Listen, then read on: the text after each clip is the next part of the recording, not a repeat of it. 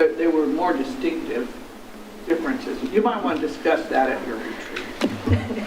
I think I How formal do you want? made it more formal for a reason. It may not exist anyway. Yeah.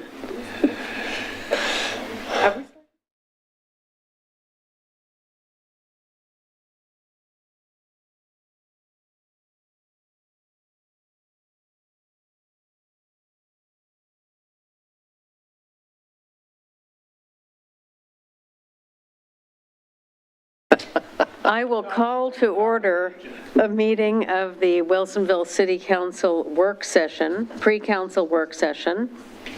And we'll start with a review of items, the agenda and items on consent. Does anyone have any comments? Okay. Oh, please. Can we talk anything about items that are on consent without pulling them off? Now's the time if you have questions. Yes. Okay, so we can talk about them on the in the work session. Okay, great. Let me find what my comment was. Okay.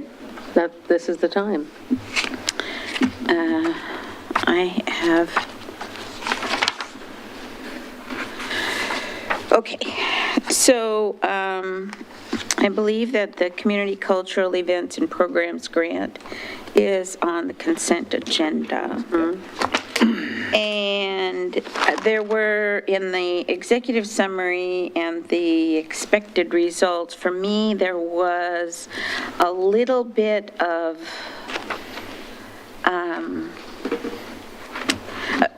it left me a little bit unsure about what the criteria is going to be for the grants. And in one section of the executive summary, it spoke about still ensuring funding access to many of the past recipients,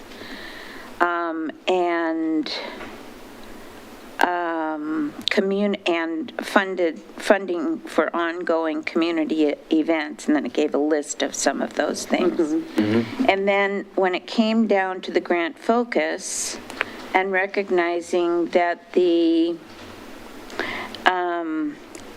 Arts, Culture, and Heritage Commission is going to be making the funding recommendations to the council, I didn't see in the types of projects to be considered, a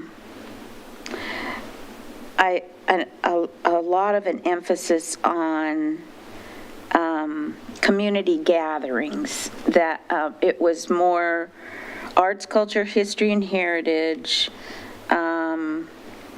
artists, craft persons, projects that support the arts, culture, history, heritage. And I was just wondering if there's a possibility that some of even our city projects where we've done community events will fall off the radar and not be funded because there's a change in the focus. May I ask a clarification? Because I've been going to these meetings. I was thinking specifically about Rotary and what will happen to the Rotary project. They're still eligible. Do you mean the concerts? Concerts in the park. Okay, I think if you go up here to, those are not considered excluded. I think those were mentioned a lot. I mean, they're the arts, their music, their culture. It says, given, up in the top, it didn't say ensure.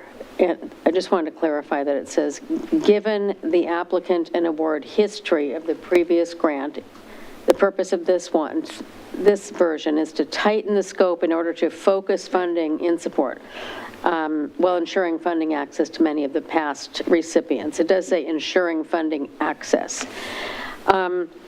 I think the reason community gatherings isn't in there is this came out of the whole study of the arts, culture, and heritage. No, I understand that. There's two separate pots of money. Tina, can There's this program, isn't there another program?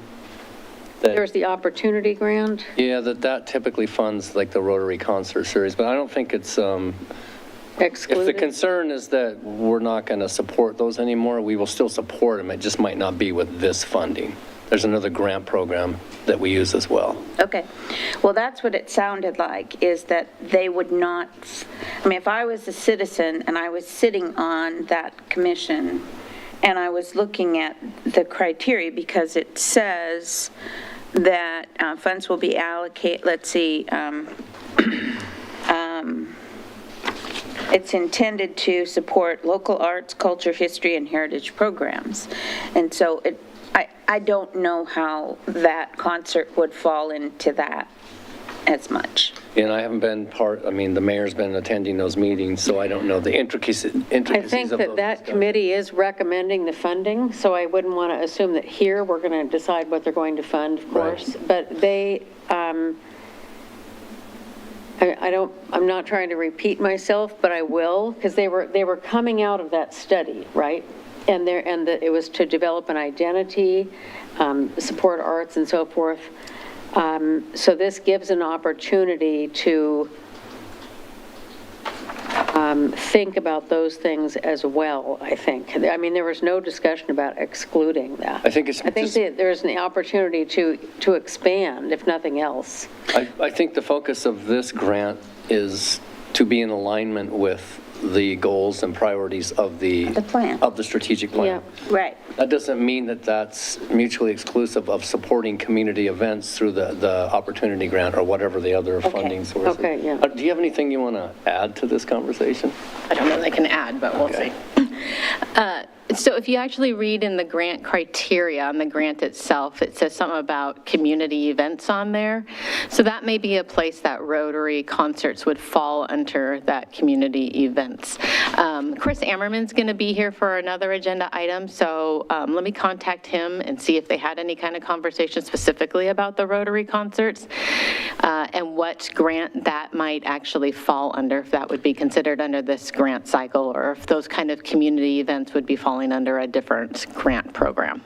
Yeah. So let me do that and see if I can get that answer But for I do you. want to say that we're not going to predetermine it at this meeting Right. either. No. No, But no, and I think I understand your concern is that we're not excluding support for the Rotary Concert Series or other events that we've historically supported through this program, is what I hear you saying. If they come from another, if it comes from another program where it's going to be looked at, I just remember sitting on the arts and the culture and heritage committee when we were getting to the plan and recognizing the focus and the need for really the arts and culture strengthening in the community. And when you have finite resources, you know, and you have the majority of the people who are making the decisions who have that focus, and there is a need, then it would be easy, you know, to really kind of stick to the criteria and say, well, you know, but if there's another place that funding opportunities come from, then that's okay. I'm trying to get clear for Understood. this particular I will grant. say that there was not a discussion about one particular thing like that I recall, but there was certainly an awareness that we want to honor the existing things that we have like that, and they wanted to, and also give space for newer programs as those develop, but there was not any thought of. Just Let me see, Chris, yeah. see if he can. Let me see if I can get you an answer to that question. That was my only concern. Okay, should we come back to that, or just? Well, we'll get information, and then Okay. if the explanation isn't satisfactory, then I would recommend you either table that until you get the answers you need, or you pull it for discussion. You have options. Okay. I know I'll get questions. They they do want to get that out, and I think the only thing I want to make sure in this discussion, that this is not a time to predetermine who gets it, because that has its own process, but there was no discussion about who doesn't get it either. Well, and I don't think ensuring that one group over another would get it. I just am looking at this and what the criteria are, and I can imagine the kinds of projects that would fall very nicely underneath this. Okay, so any other comments on the items on consent? Any counselor concerns?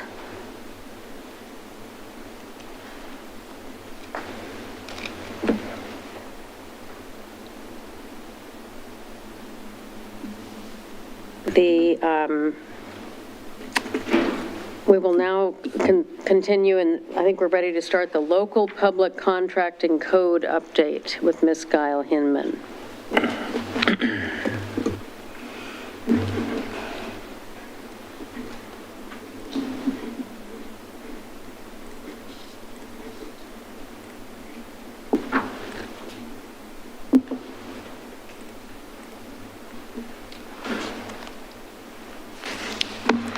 Thank you, Mayor and Council. Again, Amanda Guile Hinman, City Attorney. So tonight we're going to be discussing a local public contracting code update. This is an informational item, so there's not going to be specific policy questions for Council tonight. Like systems of the human body, there are systems and processes in city government that are constantly used to ensure that the city runs as smoothly as possible. And that it responds to the needs of the community, that it responds to changing technologies, laws, and council goals. Systems that, unless damaged or neglected, generally go unnoticed because, as long as the city is operating efficiently, there's no need that is driving to attend to them. One system of city government that impacts nearly everything we do is public contracting. It impacts how roads are built and paper is purchased. It helps decide who can do what for the city and when. It touches every department almost daily, if not daily. Yet despite the frequency with which the system is utilized, work to improve its efficiency is rarely undertaken. The legal department, with the assistance of an interdepartmental team with members from each department, is undertaking a full examination of the city's public contracting code, practices and opportunities for improvement. This evening will be the first of several work sessions to discuss public contracting. Prior to 2005, Oregon public contracting laws existed in ORS Chapter 279. During the 1997-98 legislative interim, a House committee began to review Oregon's public contracting laws. In 2001, the House Work Group on Public Contracting Law was formed. The work group met from 2001 to 2003 to revise the public contracting statutes, to reorganize them, and detail previously vague agency procedures. So you'll see that there was significant updates that were done. The work group recommended, and the state legislature ultimately adopted, an overhaul of the public contracting system and repealed almost all of ORS Chapter 279, and instead creating ORS Chapters 279A, B, and C. ORS Chapter 279A governs all public contracting. It consolidates overarching provisions, definitions, policy statements, and contract preferences in one location. Among other things, it sets guidelines regarding cooperative procurements and the differences between different governmental entities, both in-state and out-of-state. ORS Chapter 279B, where most of public contracting is done, applies to general procurements for goods and services that are not covered by ORS Chapter 279C. ORS Chapter 279C applies to the procurement of architectural, engineering, land surveying, and related services, and to public improvement or construction contracts. The state statutes are thus delineated into three buckets: general goods and services, architectural and engineering services, and construction services. To further clarify the state public contracting laws, the Oregon Department of Justice adopted or created model rules for public contracting agencies, such as the City of Wilsonville. These regulations are found in 4 parts in the Oregon Administrative Rules. OAR 137-046 applies to all public contracting. It's similar to ORS 279A. OAR 137-047 applies to contracts for goods and services and other professional services that are not covered by the architectural and engineering regulations. OAR 137-048 describes the procedures for architectural, engineering, land surveying, and related services procurements. And finally, OAR 137-049 describes the procedure for construction services contracts. When the state enacted these new laws and regulations, the city updated its local public contracting code and found in Wilsonville Code sections 2.310 to 2.319, and those sections, the current sections, are in the packet. Generally speaking, these local regulations have remained largely unchanged since 2005. As we engage in city business, issues with the local public contracting system arise for brief moments. These brief moments often don't give rise to significant concerns, but when compiled over time, they demonstrate that a comprehensive review of the system can be beneficial. Some examples: our current public contracting code exempts from competitive procurement requirements public computer equipment and software. But today's technologies that need to be compatible and talk to each other probably go beyond the meaning of computer equipment and software. We have technologies that, such as our key fob security system, that need to be applied throughout all of our buildings, and HVAC systems that need to talk to our servers. But because of the way our code is written, those could be interpreted as being outside the competitive procurement exemptions. Our public contracting code also has some implicit conflicts, such as it allows the city manager to approve contract amendments up to 15%, but also allows the city manager to sign contracts for $100,000 or less. Now, the council did resolve some of these implicit conflicts through an oral motion earlier this year, but that should be encapsulated in our code as written. Our current public contracting code allows direct appointments, meaning that there's no competitive procurement requirement for architectural and engineering services that are $100,000 or less. That's consistent with state law. But other professional services, such as a team building consultant or a financial consultant, must undertake a competitive procurement process unless the cost is $10,000 or less. Today, compared to 2005, there are few professional service contracts that are going to be less than $10,000. The system, as stated in the policy statement in ORS 279A.015, is to simplify, clarify, and modernize procurement practices so they reflect the marketplace and industry standards, to instill confidence through ethical and fair dealing, and to promote efficient use of state and local government resources, among other policy goals. Continuing to pursue these policy goals means that an examination of the system 17 years after adoption is well overdue.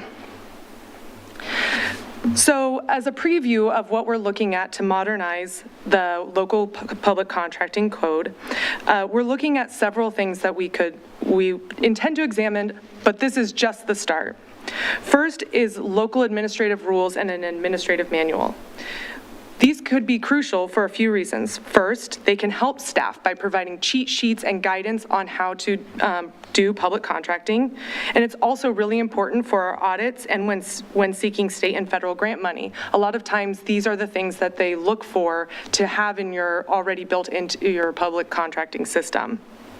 Second are exemptions from competitive procurement. We are allowed locally to call out things we want to exempt from competitive procurement. And as I identified, things that we identified in 2005 just aren't up to date anymore, and they need to be examined. Inclusivity. This is really important because it has been identified throughout the state and across the country that there are significant barriers that public contracting creates for small businesses and historically marginalized individuals who own their own businesses. So there's a way of looking at those barriers and seeing where there may be some risk assessment about lowering the barriers so those who have been traditionally unable to make bids for our public contracts might have the opportunity to do so. Approval authority, like I said, the city manager currently has $100,000 of signing authority. Given the economics of today, there's many jurisdictions who have increased that amount, but that is a policy decision about what council wants to see. What are the contracts that are most important to you that you want to see? That may mean that the $100,000 is still what the standard should be, but it's a conversation that we should be having. And finally, on the professional services end, as I noted, there are a lot of professional services that currently have to go out for a competitive procurement if we estimate that their services cost is going to be over $10,000, which is pretty much everything we're going to be doing. Most jurisdictions have upped all professional services to the architectural and engineering standard of $100,000 direct appointment, meaning you don't have to go through a competitive process. Again, that's something that council needs to look at about what do you want to see? What's important to you from an oversight perspective? So with that, we've got some next steps. We plan a council work session in early 2023 to talk about some of these policy questions about where is council's threshold as far as what it wants to see and how it wants us to process our public contracting. We anticipate that there's going to be additional work sessions through the spring of 2023 and that we want input from the DEI committee, particularly looking at how we can reduce barriers to allowing for businesses that traditionally have not been able to contract with the city the opportunity to do so. Finally, we're looking at consideration of revisions in the May to June 2023 timeframe. So with that, like I said, this is the informational. There's no policy questions that we have for council at this time, but I'm happy to answer any questions about the background of public contracting and maybe specifically what we're looking at from a local perspective. Thank you. Councilors, any? Yeah, I have a couple. I noticed in the other document, and I think in the history, I don't know whether it was for convenience purposes or other reasons, but we adopted the model rules most across with just some exceptions. Correct. And I know that some cities have said none of the model rules apply. These are ours, and we have that right to do that. Yes, generally speaking, yes. So if we choose to do that, it's a fairly large, it's a larger task than just identifying exceptions. But the language gets a little confusing.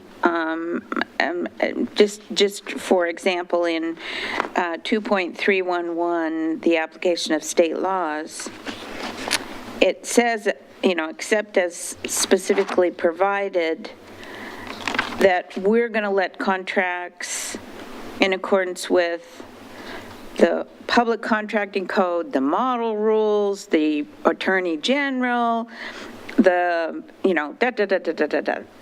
which they're like, all over the place. Which seems to me hard to track, difficult to, figure out which of those pieces we're actually following. And so I know you have work with a committee and you're gonna, this is gonna take a little bit of time. Between January and the end of May, we have like 8 meetings of the council, and we won't probably have work sessions on this topic at all of them. And my concern is it realistic? Depends on what comes out from the committee for the council to really really have a good enough discussion and understanding about it so that we don't get hit with, here's the final package, review it all, and tell me what your concerns are. I'm not asking for all of those answers at this point. I'm just kind of raising that as a concern as you do your work. I know that the goal was to have this in place for the beginning of the fiscal year, but it could be a big, huge project, and it could be a little tiny project, so. Exactly, yeah, I think those initial, your point is well taken about how far we stray away from the model rules. That could lengthen the project. If we stay pretty closely aligned with some tweaks, being done by the start of the fiscal year shouldn't be a problem. And I think one of the things that we are I should also say, a lot of this work has already started even prior to, from years past. There's already been pretty comprehensive work done on identifying the things that have been barriers for us from a process perspective. But I also imagine that there can be implementation steps. So for example, the admin rules.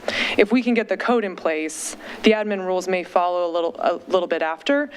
They might not be adopted at the exact same time as the code. So there may be sort of a phased approach to how it all gets implemented over time. But it really is going to be, I think, the indication is going to come from that first work session where we talk about overarching policy questions. We're in an interesting spot because we have to approve the code in its totality. Mm-hmm. But we also shouldn't be down in the weeds in terms of the administrative steps and how things are being done. So I think it would be helpful if we could understand the code, but really clearly define what are the policy pieces that will be critical for the council to decide, and not all of the little nuts and pieces. Yeah, I will say, so for example, taking the professional services question, right, about what could be exempt from competitive procurement at what cost? So up to the $100,000 or not, essentially. So the state laws, there are state laws we do have to follow. And so getting into the minutia of what does an informal competitive procurement look like, that's probably not something that council needs to weigh in on because it's outlined in state law. But the cost thresholds, that's an important question because that is going to dictate what process we need to do. So I could see that being a general policy question that we'd want council to weigh in on. And those would be helpful to kind of be pulled out so that we could kind of focus our attention on that, those kinds of higher level pieces. So, thank you. Thank you. So that's, I was going to ask about how to identify in the magnitude of the code, which parts we want to, we even have any, which parts mean the most to the council. And it's easy to clarify that those we have no role in changing because they're state laws. We certainly don't need to worry about that. Different elected officials can.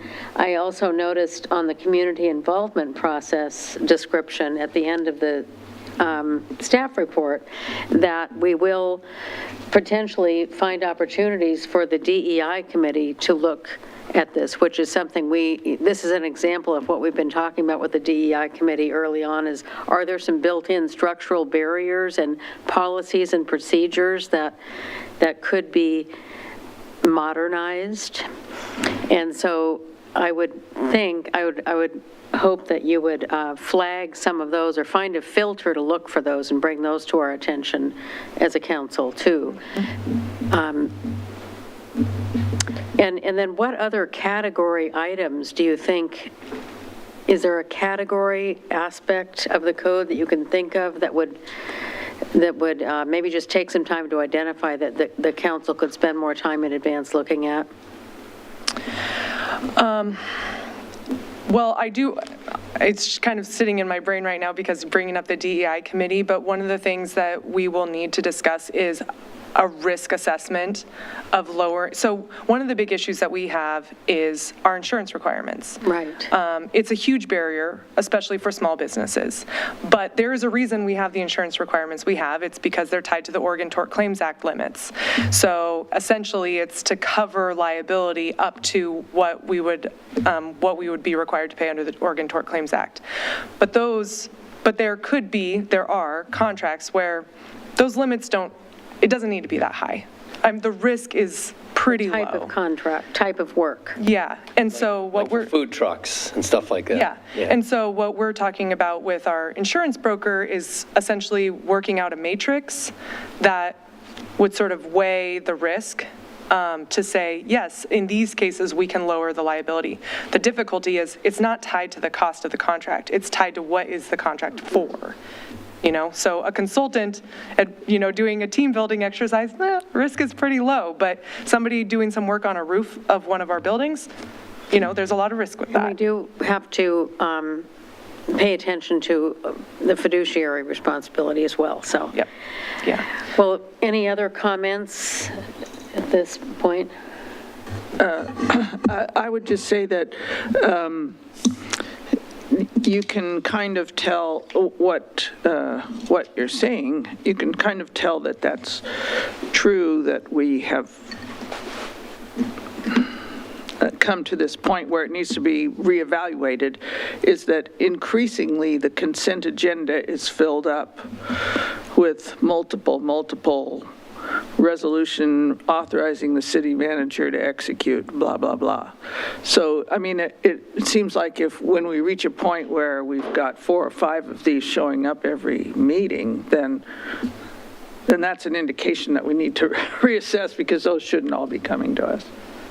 Especially if you're not pulling them from consent agenda to discuss them, which we Right. haven't, yeah. Which we rarely ever do, because we don't have the background to say about the wastewater treatment plant contract that you're authorizing or whatever.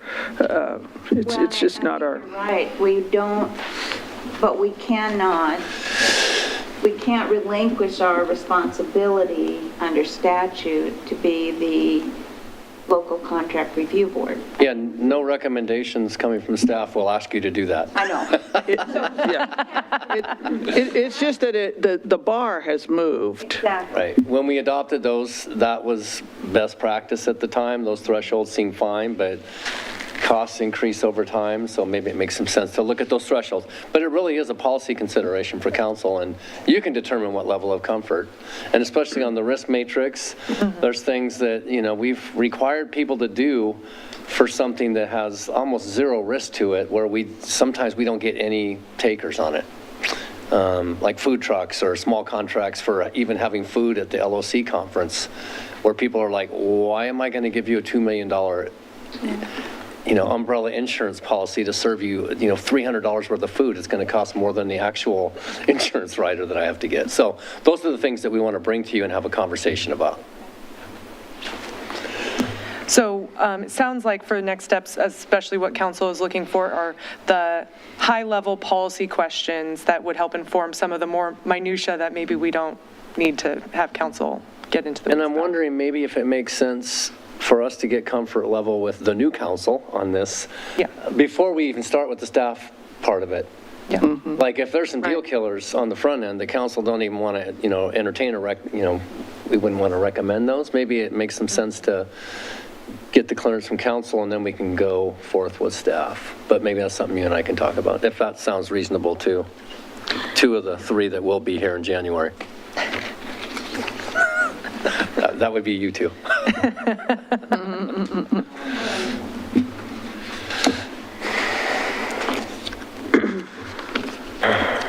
Okay, thank you very much, Ms. Gall-Hinman. We'll now go to Ms. Kerber for the Facilities Master Plan update. And while she's walking up here, I will note that Councillor Ackerval sent in a list of questions, as did the mayor, on this topic, and I believe we provided answers to those questions, so. Yes.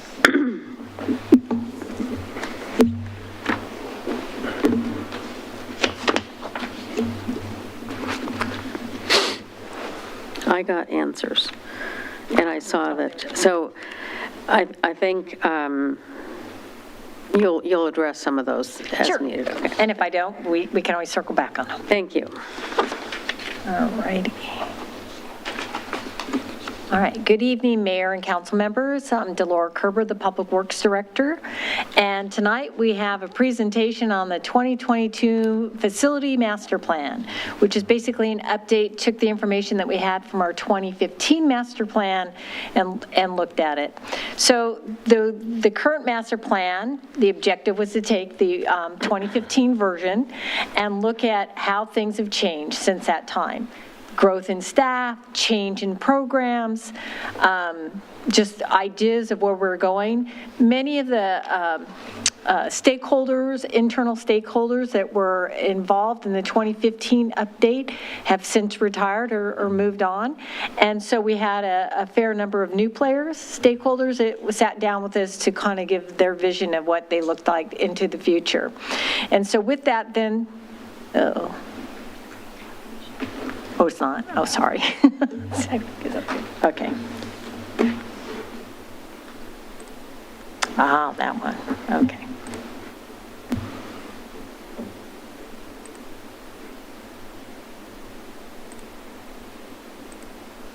Okay, perfect. Thank you. Just gonna move this one over here. There we go. All right. So, as I mentioned, so this 2022 Facility Master Plan is looking at the future growth over the next 10 to 20 years with that. And, okay, move on to, let's see. There we go. So one of the things in the 2015 master plan, we had various projects that were identified and just kind of an update of the accomplishments of what we've accomplished since 2015 was we had made improvements to the community center reception area, which I think looks really nice, especially that floor. I love that floor. Doing some soundproofing here on the second floor for both HR and legal. Did a few of the library renovations. We've gotten the Public Works complex up and running. One of the top items that was identified in 2015 was also the police department renovation or rebuild, which we have not yet accomplished. We're working on it. So in this facility master plan, here's a map showing all the various facilities and our departments that we were reviewing all around the city. One of the things that we had talked about is potential staffing increase. Now, keep in mind, this is just visionary. This is sitting down with the internal stakeholders as they are thinking about their department, the growth of the city, the change in programs, what they would envision the growth of their department might occur over the next 20 years. And that's how we came up with this number. And that feeds into developing what some conceptual plans could be for the expansion. That's just one piece of the information. So, all right. So here's a table. Actually, it's just the first of two tables that shows that at the end, we came up with various facility concepts of how we could accommodate future growth. And within each of the divisions, if you will, or departments, there were various options. And within those various options, then there was estimated costs along with soft costs, and then you come over to the site total budget cost. So these are just ideas of what could be done. None of them are set in stone yet, and for us to think about it. So we had the various departments, the police department, the community center, Parks and Rec. We did a lot of discussion about the Kiva building as well as Art Tech. What is the highest and best use for both of those buildings? And then we came up with On this particular one, the architect worked with us to develop what they called a community service block, which is looking at the corner lot there at Wilsonville Road and Town Center Loop East, and where the police public works building is, the community center, the Kiva and Art Tech building. Looking at that corner as a whole, if you could re-envision what could go there, and taking in mind future development of the Town Center Loop Master Plan, fitting into that, what could you possibly do at that location? And then we looked at the library, the transit, as well as potential needs at City Hall. So these are the overall various projects that came up. And from that, the team worked on priority evaluation, and the top three were the Public Works Complex, which is currently underway, the police facilities, as well as the smart transit site. So Public Works, which was identified as one of the high priorities in 2015 master plan, we had funded it here in early 2022. Construction had started in August of this year, and we are well underway for construction, expected to be wrapped up in early 2024. So, all right, and if you want to get more details about it, you can look at the facility master plan on page 32. Now, the police department also was another high priority identified in 2015 master plan, because right now that where they're located for their programs, it is very deficient, and they're in basically the basement of the building. So looking at three concepts, there was one where they could reoccupy after Public Works moves out of the building. They could renovate and occupy the whole building, though we recognize that that would not meet all their programmatic needs, but you could do that. Option two would be to take that building, expand on it, make it larger, renovate it, and then be able to accommodate their basic programmatic needs. And option two would be to demolish that building and replace it with a new building on the same site or within this community block center development that we had developed or had been created in the facility master plan. So for either of the ones that have to do with the remaining in the existing building, there would need to be some major seismic upgrades to the building for that.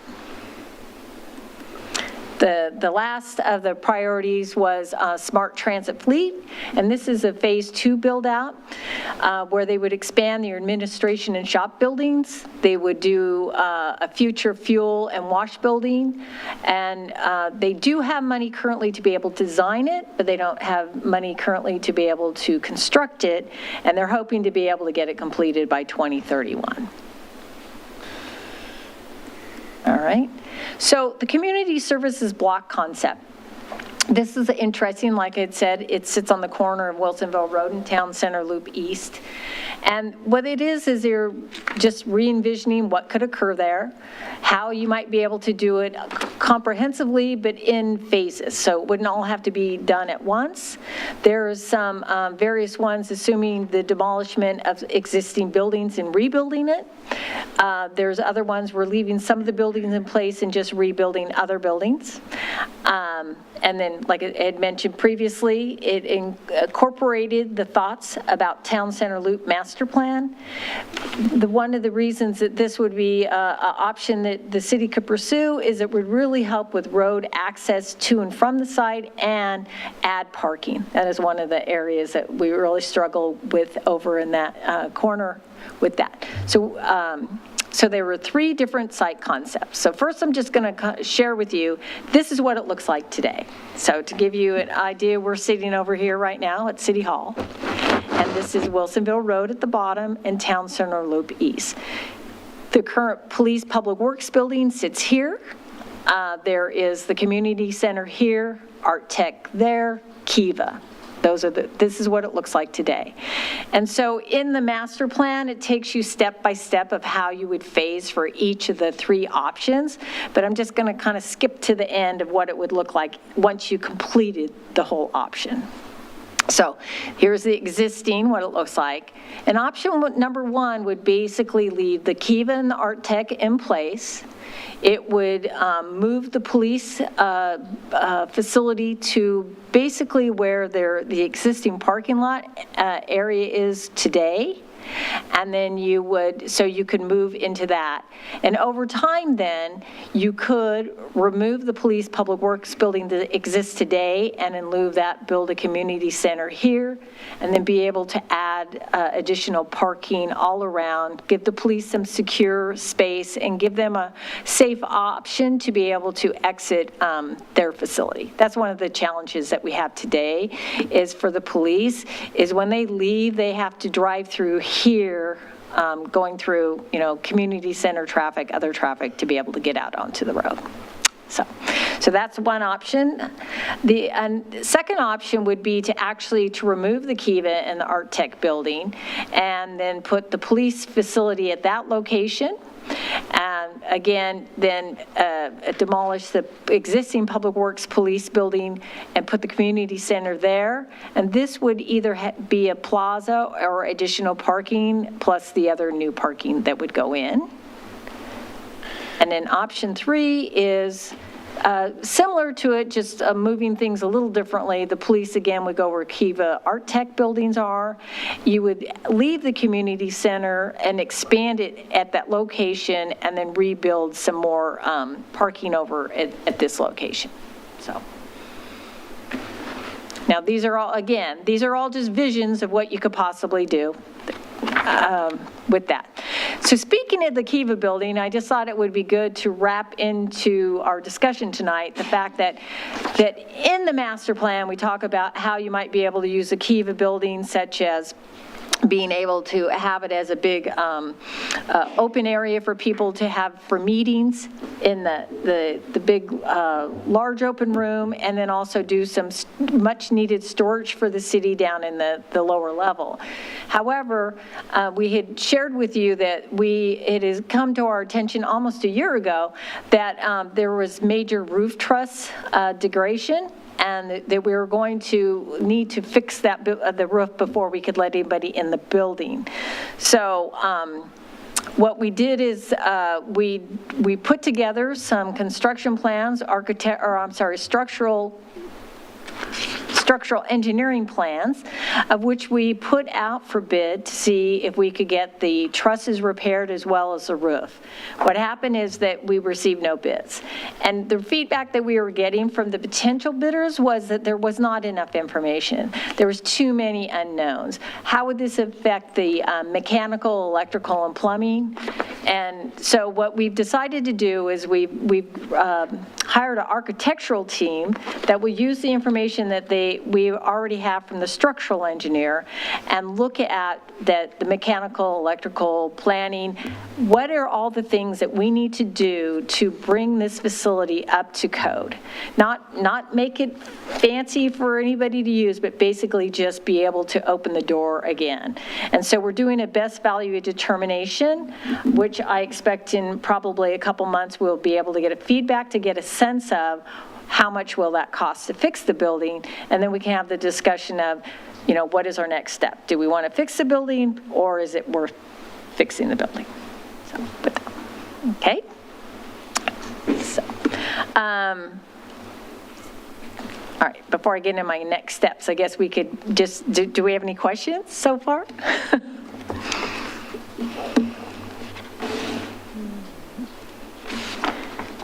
Doesn't look like it. Okay, so I will bring up one of the questions that Councilor Ackerval had is she was curious about how often do you update your facility master plan, and what do you do if you're going to add a new facility to a master plan? Typically, master plans are updated every 5 years or so, or when you have a major change to the assets that belong. So in the future, if the city was interested in, saying, doing an aquatic center or doing a performing arts center, that would be a good time in which to revisit the overall facility master plan. All right, and let's see. I wasn't sure. Any other questions? I don't see any. All right, so, okay, so, oops, wrong way. So I'd say the next steps that I know from the facility master plan is working on a detailed space assessment for the police department so we can better then determine what will be the best option for them moving forward. And then also working with our finance director as we've been giving him some information out of the facility master plan for him to be able to identify sources for these various projects, which are currently unfunded.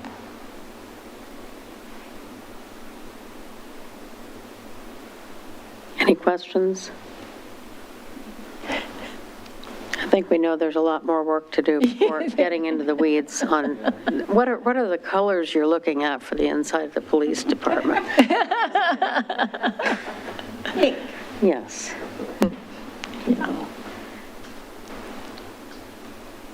Okay, all right. Thank you. So those are all your slides? Okay, now we have some questions. I think we thought there were more slides. There are no more slides, that's The it. whole Go ahead. deal. I'm concerned about the Creekside facility, if the community center isn't nearby, since a big part of that design had to do with being connected to the community center. What happens to Creekside and that whole, how would that work? Right. So in like option 3, you can see is that's basically keeping the community center Same where it is. relationship. Right, and it would be expanding out into that front parking lot would no longer be there, so thus you would need to move the parking lot away. So in that connection, you could retain, but you're correct, in this option, it would be separated. The Creekside would be over here, and the community center would move over here, the same with this one. So that could be one of the things that, if that would drive maybe this type of design other than the other two.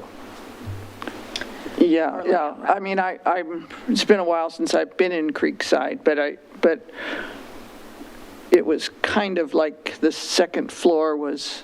Yeah, the they have a first- bridge that goes They have a bridge, between. and and that was a big part of the design of that building. So does it,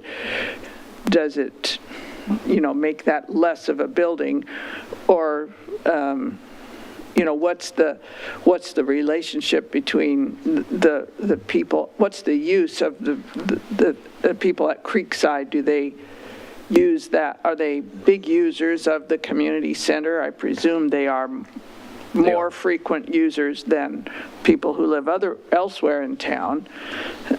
Would that maintain if it was, several parking lots away for those people? I think that would be something that we would need to explore, is what is the usage? I mean, how much use is it? And, having those conversations, so.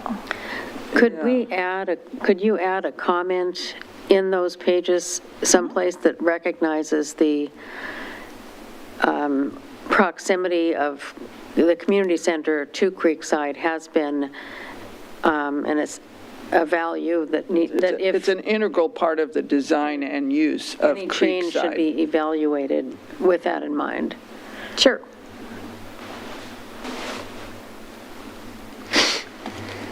And then it's hard to tell, of course, from this, because you can't really tell about elevations, but in one of them where we had mostly parking lots along Wilsonville Road,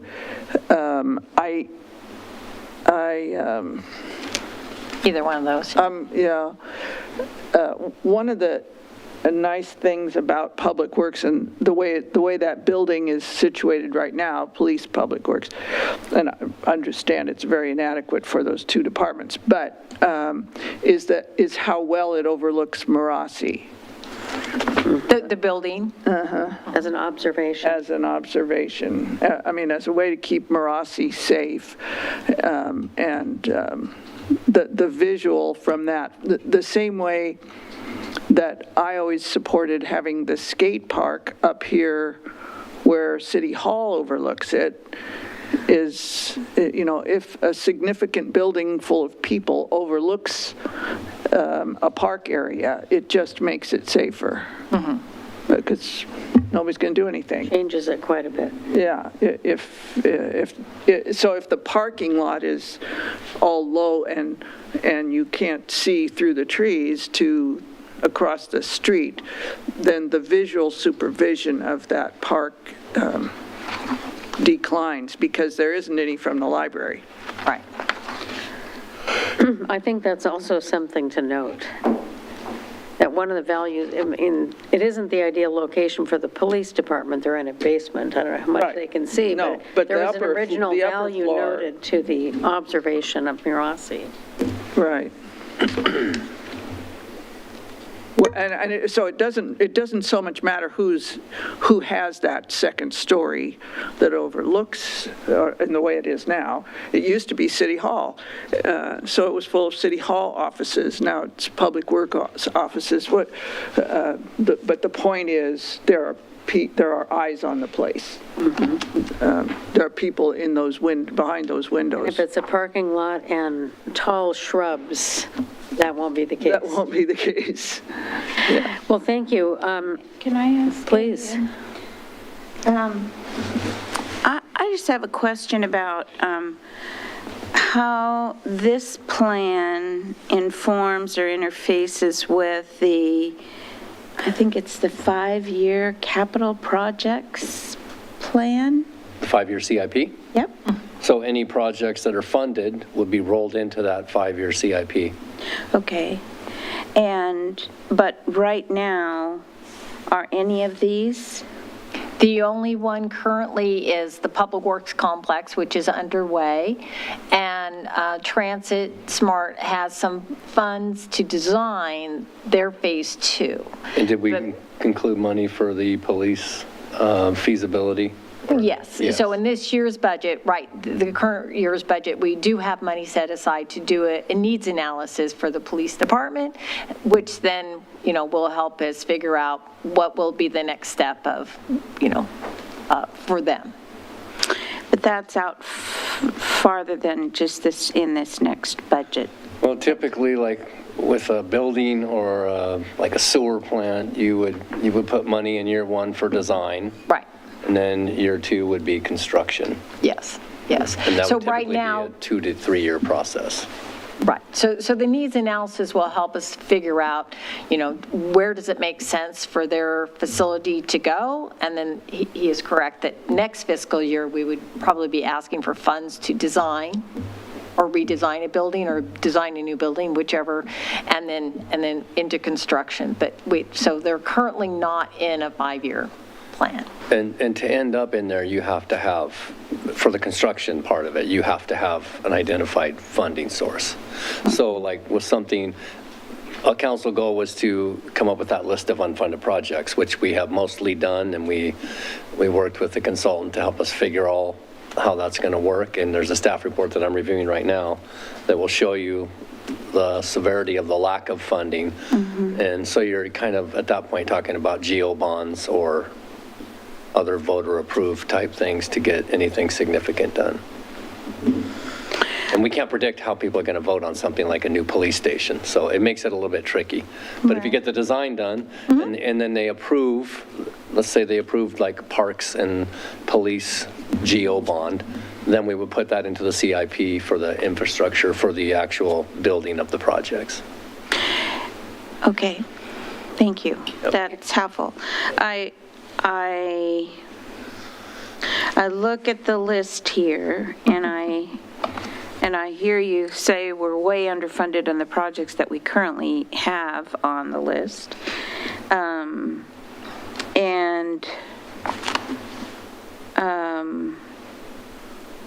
You're saying this would go out, did you say Well, likely we'll do a needs assessment this year, and then next year we would move into design. And you know, the more information you have, the better your ability to estimate what it's going to cost. So right now, any number we throw out there is a very, It's just a planning estimate. yeah, it's a planning number, but the more you get into the specifics of what it is, then you can get a better number and a better number. I appreciate all the work and looking at all of the options. What I'm missing, I guess, is priority. So That's a very good Well, point. that's what we're struggling with too, so. yeah, because when you don't, I mean, obviously, there are facilities that we have that are in need of something, whether it's new HVAC or their renovation or whatever else. And at some point, the city needs to take care of those issues. And while I think these are great, I think it doesn't bring us to priority. Agreed, and that's the same conversation that Delora had with me in my office about how we're going to bring all this. So the unfunded project list that we've mostly gotten completed will come to you, and they're prioritized in terms of the buckets they're in, but the actual projects within those buckets are not prioritized. And I really think that's the council's kind of role in all this, is to say this should be priority 1, this should be priority 2. So that's what we'll be bringing to you later this year. Okay. Yeah. So, That's helpful because, I mean, you can look at all these grand plans, Right. but when it really gets down to what we have to do. How do you prioritize those projects and how do you fund them? Exactly, and fund and so I have a question on that same point, is we have this on the agenda to adopt, but it's not prioritized yet. That is correct. And so then, when we have our council goal setting with our 2 new counselors, we will be working off of that list. What is there, and there's, time needs to be spent to prioritize them. So how far away, how much time would it take? There are some things that are priorities that we've already identified, like we did, I don't remember the wording, but we certainly talked about the police facility. We talk about the community center for many, many years. We've talked about, these different places, these different needs, and citizens have brought them up, but they're really not ranked. And so in order to inform our discussion in the spring, what kind of level of prioritization and urgency can you bring to that?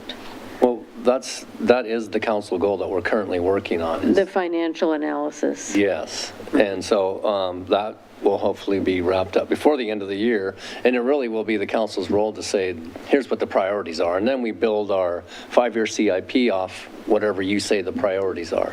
And so back to Council President Ockerville's question about how often do you update this? Right. So if we ended up developing a certain amount of clarity or decision about doing one of these things in a big way, would we redo this master plan before 5 years? No, I don't think we need to redo this master plan. No, so I guess the Councilor Ackervall's question is if this council felt that Aquatic Center was a top priority, and we don't have that in this master plan, then you might want to revisit it. Right. Right? But because it's not addressed in this master plan. There's other plans that address the Aquatic Center, right? But it's not in this particular one. And if the vision was to put the Aquatic Center, say, on the corner of Wilsonville Road and Town Center Loop, then definitely, because now you have all these conflicting things that are trying to go into one location. Right. But as far as priority, you're correct in that. Is it more important for the library to have a mechanical upgrade than it is to fix the Kiva building? Right. Or is it more important, is that project more important than seismically upgrading the police station? So those are the trade-offs that we'll be bringing to you. And where is the 5-year CIP? Where can we find it? Because I thought it was in our Part budget of our adopted document. budget. yeah. It's in your budget document. Where though? So- Because so I've there's a- looked at, There's a tab that says capital improvements or CIPs at the very back of that. I just know that because I looked it up the other day for something else. I've heard that too. I just am having difficulty finding it because in the table of contents, it does not say 5-year CIP. So, and I'm thumbing through all of the capital projects, and I can see, well, SMART has this, and police has this, and so I can help you with I'll that. find it. Yeah, actually, I'll find it. I'm not so sure all of the capital projects are rolled into one table. They might be divided into each of their. That's what I, Separate document, yeah. yeah. I think what you have in the budget document is year one. No, which is you the have all funding year. 5 years in there, but I think it's 5 years for water and Yes. 5 years for It's, yeah, wastewater. right, So it's okay, not like yeah. one big document that has everything. Right. And if that's something that you need, I think we do have that as a standalone document. I think it would be good, and it would be, actually, I think it would be good for our new council to get a, kind of the big picture of what that looks like. Yep. Maybe a work session. Oh, no, I don't want to interrupt if you're. So on a related thing, related to talking about all these buildings, I'm certainly well aware that the average life of our buildings is about 30 years, right? Well, they could be longer. I mean, Maybe. you know. Page 237. We usually tear them down after 30 years and start in again. But one of the things I think that Wilsonville loses is, or doesn't do as well as other communities, is having that sense of place with our buildings, because we change our buildings so fast, and we've changed where they've been located so much. But so I think we. Why is it there? Why is that? A couple of things I think we should do is think about naming our buildings instead of the police station and the public works building, or building number 1 and building, I mean, 2. It's, we don't have. That can be a way to illustrate our identity too, which we're Exactly. looking for out of the ACHS committee. We don't have middle school number 1 and middle school number 2. One is Inza Wood and one is Meridian. I mean, so it doesn't have to be named for a person, but it has a name, and it gives it an identity. And the other thing is, I think we need to put the date on the side of the building when we build it. What year was this one built? 2006. 2006. See, it should say that out there somewhere, or dedicated in 2006. And if it's a significant building, this is the case I made with Charbonneau, because it's still community center number 1 and community center number 2. And the number 2 is a fabulous piece of architecture by a significant architect. We don't know which is the event center and which is the activity center. No, those are stupid Add names. some more poetry to it.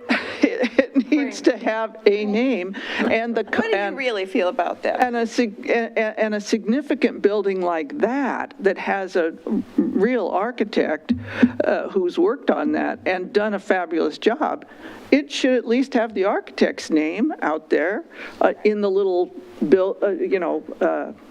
dedicated in this year, so-and-so architect. And I say this as a historian, history starts like with yesterday.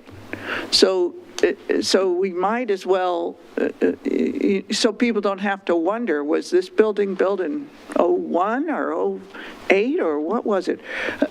We don't have to remember it. And I think the public will,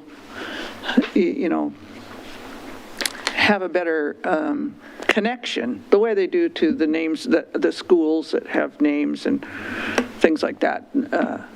And, I'm going to call it the Kerber Public Works Complex, yeah. the Boberg Complex. Mr. Cosgrove, could we make a note for our, if somebody's keeping notes for our council goal setting, we're talking about bringing the 5-year CIP together, we could make a note about naming buildings, Is it? just a brainstorming list. Oh, okay. I mean, you could name them after flowers or animals or something, I don't know, but they ought to be something that comes to mind.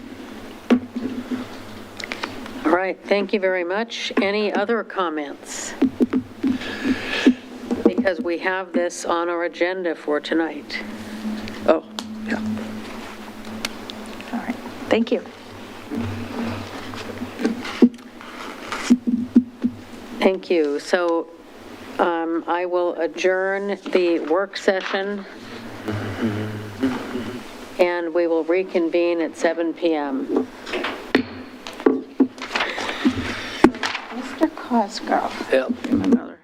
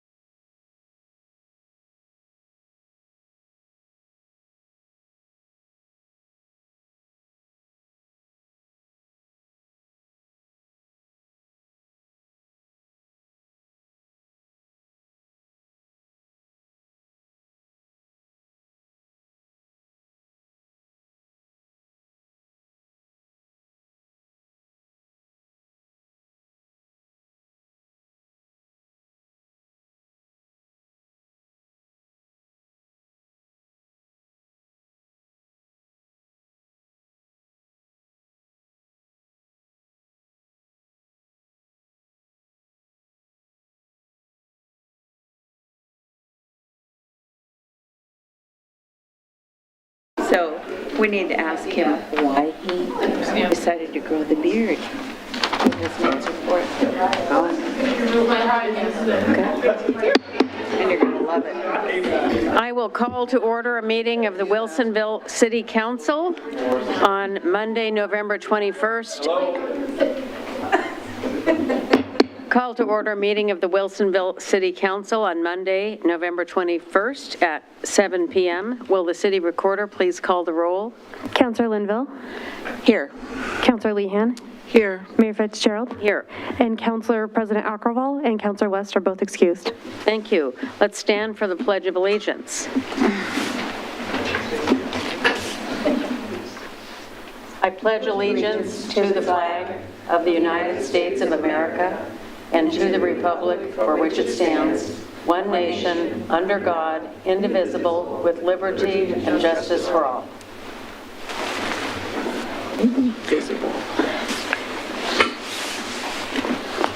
May I have a motion to approve the following order of the agenda? Your Honor, I move to approve the order of agenda. I'll second that motion. All in favor, say aye. Aye. Motion has been unanimously approved, 3-0.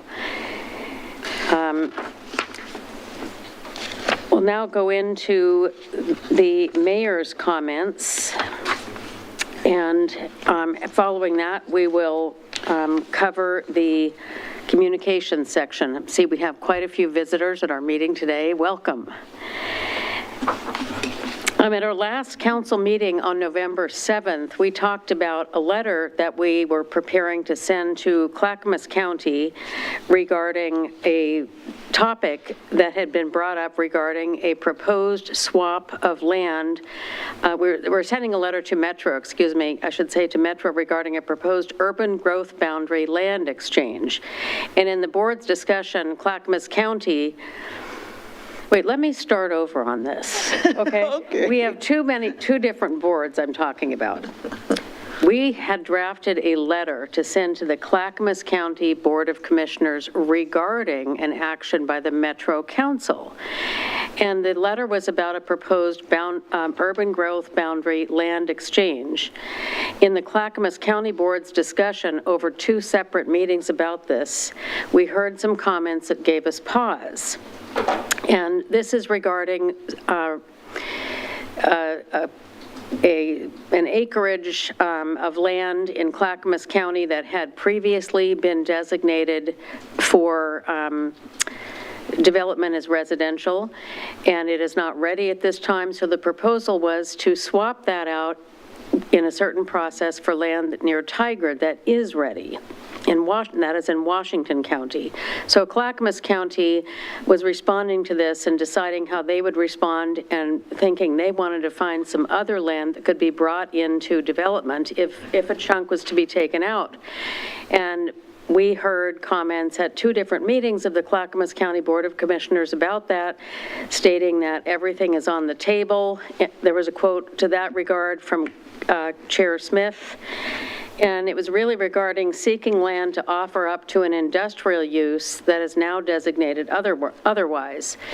And during that discussion, Councillor West, who's absent tonight, had some suggested edits, and later Councillor Lehan and I both worked on it and added some additional content and got some input from staff about that, and we have since circulated the letter. And I'll just tell a little bit about the letter because I am going to ask for a vote to approve the new draft of the letter, which has been circulated to the council. And I've already heard from Councillor West, he approves of the new letter, and we will talk about it tonight. But one thing I'd like to say about this is that while it is regarding looking for land to be brought into industrial use, the city of Wilsonville has a $1.3 billion plus payroll, and that's representing the payroll across the city of Wilsonville. And so over many years, really, this city is known for its identification, protection, and development of industrial land, and that's how we've developed such a good payroll and a number of high-paying jobs. The most recent one that we've discussed, in fact, is Twist Bioscience, and they are developing at the former Xerox campus, as we've discussed. So just using that as one amazing, wonderful example, they are investing over $100 million in improving that site for their facility, and they are looking at building up to 600 jobs. At this point, I think they have more than 150 jobs already, and it's a really exciting development, and that's the kind of thing that is a wonderful thing for Clackamas County and certainly for Wilsonville. But the concern that we express in the letter is that the Clackamas County Commissioners indicated that they were interested in flipping land for that purpose that is now designated as rural reserves and turning that into an urban industrial use. And references were made specifically to south of the river, which is a land use controversy of Wilsonville and one of our Wilsonville neighborhoods to the south, Charbonneau, going back many years. There were even comments that that land at the Clackamas County Board of Commissioners might be suitable because it is flat and it's near transportation, otherwise known as I-5 and the Boone Bridge, which isn't really ready for a huge expansion. So this discussion about the land swap also was in response to a report of the Oregon, semiconductor task force, and that task force is seeking large industrial lots for siting of computer chip making fab facilities. So with all of this, we felt it was necessary to remind the Clackamas County Commissioners that in 2016, when a similar idea was brought up, there were more than 400 residents from this area that attended a Clackamas County open house, and really their sentiment was calculated as being 10-1 against the board's proposal to remove the rural reserve of this area, which is also known as French Prairie, and it's some of Oregon's best farmland. And what we wanted to point out is that while high-wage industrial jobs are really important for a diversified economy, it's important to think about where those jobs are going to be sited, and that the resources of water, sewer, and transportation are taken into account, as well as the industries such as our very high-value traded sector agriculture are not displaced. So protecting the integrity of the French Prairie Rural Reserve is a high city priority, and our letter seeks to communicate to the current and future members of the Board of County Commissioners, such as Councilor West, who is also now a Clackamas County Commissioner-elect. And I did speak with Councilor West today, and he's unable to be here tonight, and he did, as I said earlier, give me written support for the draft we've circulated. So do I have a motion to approve and send the city's letter on to the Clackamas County Board of Commissioners regarding protecting the French Prairie Rural Reserve? So moved. Do I have a second? Second. The motion's been moved and seconded. Is there any discussion?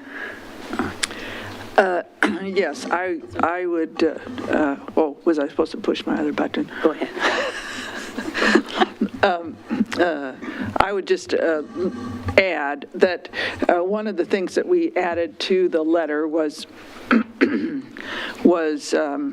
a further emphasis that it is cities that build cities, not counties. And we wanted to make that clear that the county doesn't have the capacity, the ability, or anything else, the knowledge to build a city. And they do, when they have tried, and almost all the counties around here have tried at one time or another, they've done a disastrous job of it, and are usually bailed out by the adjoining city. But not always, because some of them are still stuck out there, county urban areas. It's a terrible thing, terrible thing. So to have the county commission trying to step in and say, this is what we need to urbanize, and we need to do it here, and I don't see why we can't do it here, and they have no regard for what's necessary in terms of roads and sewer and water and urban infrastructure. They just see flat land and we could build it here. And that's not the way urbanization works. We have plans for urbanization, as the mayor was describing, that go out 5, 10, 20 years for how those pipes are laid, how those roads are planned.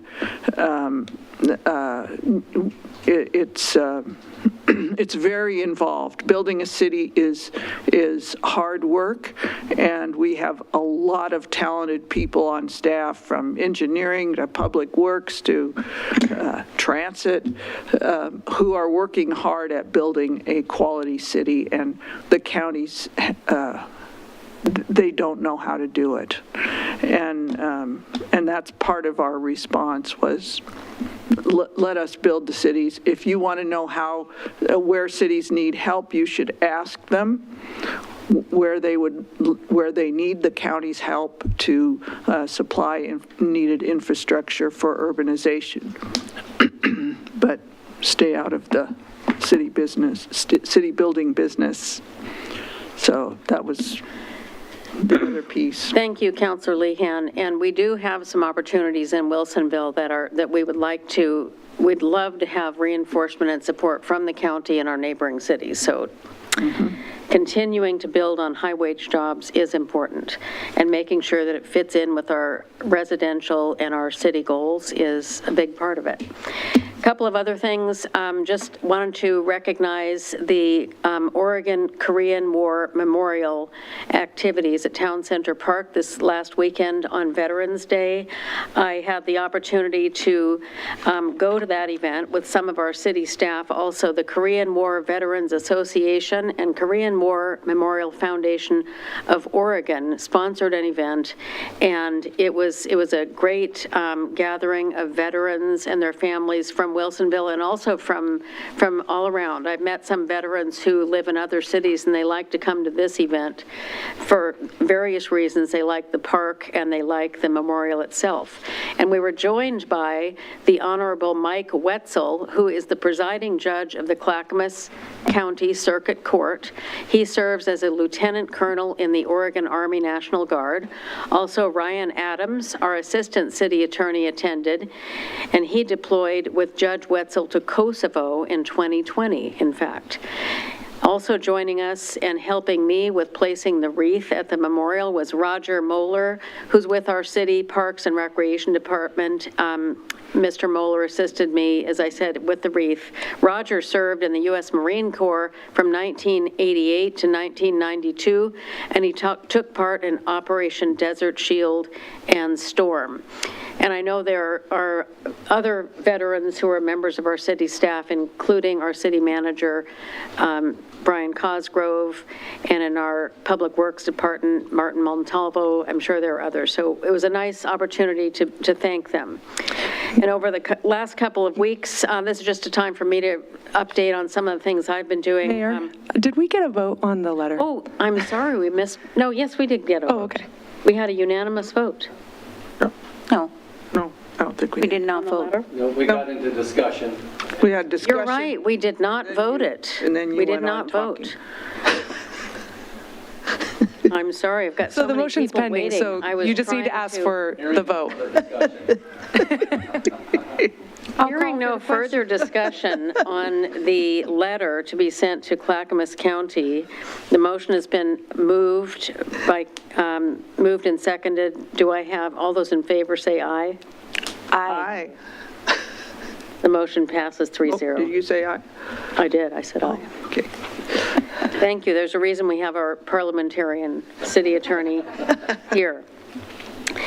So moving on to the next item, just reporting that this is one of the times in the year where some of the terms are up on our boards and commissions, and we have a chance to interview new applicants, and I've interviewed close to 20 different people for the boards and commissions, and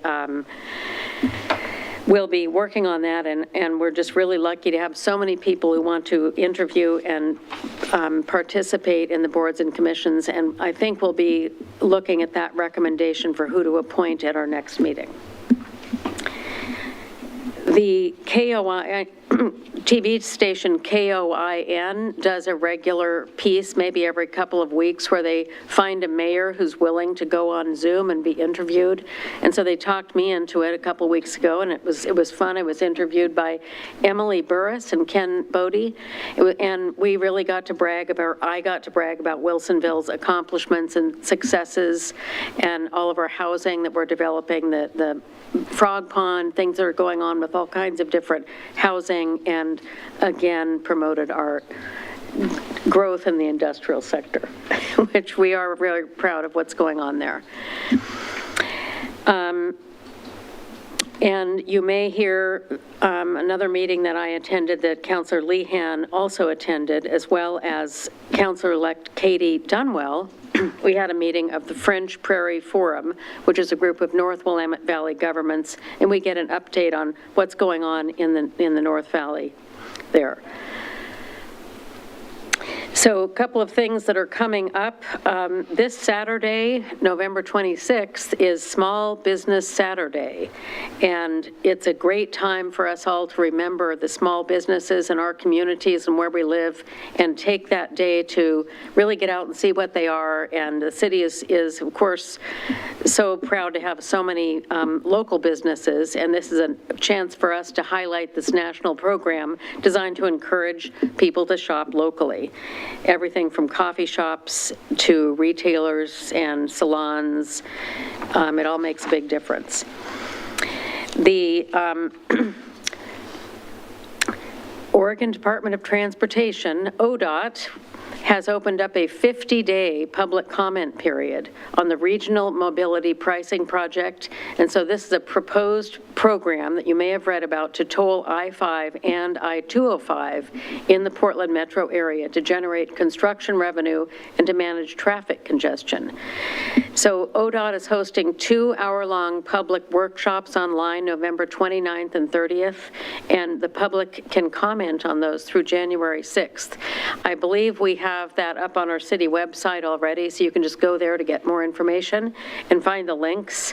And it's also going to be in the Boonesbury Messenger, and I encourage people to go to those open houses and really learn about it and make your comments known to ODOT. We've had a number of opportunities as a council and different councilors to learn about this and provide testimony, and we've really paid attention to the fact that if the legislature does decide to begin this tolling program, there are certain things that we really need to pay attention to in Wilsonville, and we've been commenting on that for quite a while, and we also want to hear from citizens.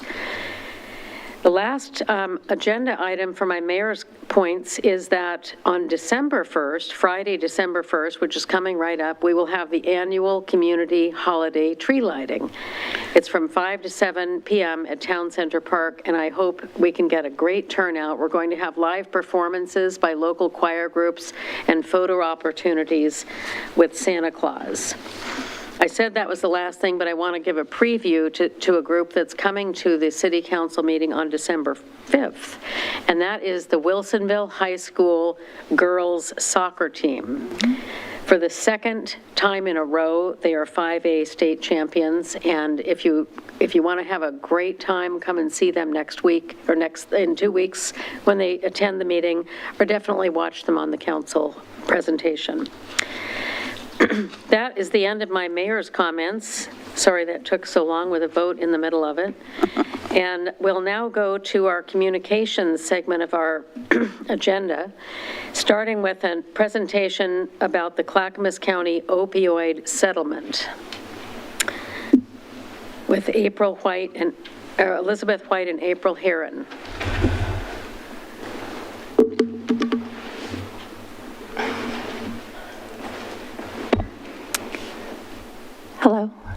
Hello.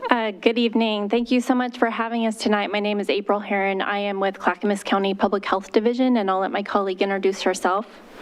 Hi, Elizabeth White, Clackamas County Children, Family, Community Connections. We are here this evening to brief you on the National Opioid Settlement and share what we know, provide an overview of some of the county work that's being done by Elizabeth and myself, and just really be a resource for you and answer any questions you may have for us this evening. If you want to go to the next slide. Again, thank you for having us. Investment of the National Opioid Settlement Funds in prevention, harm reduction, treatment, and recovery programs will help communities in Clackamas County impacted by opioid misuse. We have an opportunity to address the losses driven by the opioid crisis on individuals, families, public services, and others, and make wise investments informed by data. The picture on the slide shows my colleagues in the Willamette Building, downtown Oregon City, demonstrating their commitment to lifting up our communities. All right, so we're going to start off with providing some background and data on the national opioid crisis. So here you see data from the CDC. It shows the deaths from drug overdoses hit over 100,000 during the pandemic. This includes the number of deaths from April of 2020 through April of 2021, and is the first time that drug overdose deaths hit over 6 figures in a 12-month period. Overall, the death toll jumped by more than 28.5% compared to that same time frame the year before. Deaths from synthetic opioids like fentanyl accounted for approximately 64% of the total number of those overdose deaths in that time frame, and approximately 75% of those were from all different types of opioids. So that would be prescription, heroin, and synthetics like fentanyl. And this data now shows that there are more overdose deaths from fentanyl than there were overdose deaths from all drugs combined in 2016. Next slide. So looking at more recent statewide data here, on the left you can see that Oregon is among the states that saw the highest increase in all types of overdose deaths. It was a 26% increase from March of 2021 through March of this year. And then on the right, we have some additional data from the National Survey on Drug Use and Health. This is a self-reported survey that is done every 2 years. This was collected in 2020, and it paints a pretty disappointing picture for Oregon. Drug and alcohol addiction rates increased significantly during the pandemic. Oregon now ranks second in the country for substance use disorders. That's all types of substance use. We fell 50th in access to treatment. So for folks who want help, accessing treatment is extremely difficult. We will begin to see some improvements as the investments from Measure 110 filter down, but as of the time of this survey, we were ranked last. And Oregon does rank first in prescription opioid misuse. We also rank first in methamphetamine use. And next slide. So in the Public Health Division where I work, staff maintain a data dashboard that includes key indicators of opioid harms. So these include overdose deaths through both vital statistics and medical examiner data, 911 dispatch EMS transports for overdose incidents, the rate of prescriptions being written for opioids in our county, and overdose emergency department visits. So these data can be used to identify populations in areas of the county that are being most impacted, and they help us understand where funding investments can and should be made. And next slide. So looking at some of this local level data, we're continuing to see increasing rates of overdose in Clackamas County. This is drug-induced death data from our vital statistics, showing 86 confirmed deaths for 2021. That is the highest our county has ever seen, and it's an 87% increase from 2019 when drug-related deaths were much lower pre-COVID. Looking ahead, our medical examiner data for 2022 is showing us that we will surpass our overdose deaths in 2020 from 2021.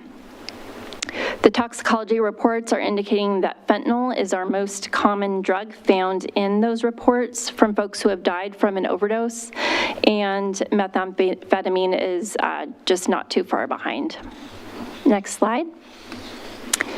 So there typically is a lag in the medical examiner data that comes in. It can take several months for us to know the true counts and causes of death.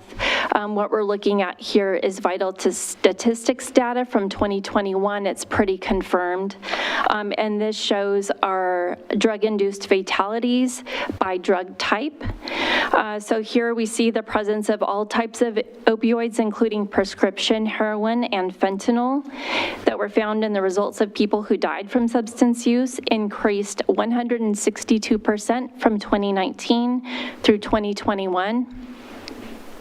We also see that we've had some changing trends over the last few years. So looking at those top two purple lines there, deaths related to fentanyl were more than 4 times higher in 2021 than they were in 2019, while those from methamphetamine increased by 72%. There's a little bit of good news. Looking at the bottom 2 blue lines, you'll see that deaths from heroin and prescription opioids mirror what we're seeing nationally. They have decreased since 2020. Next slide. So here we see drug-related deaths by location of death in Clackamas County.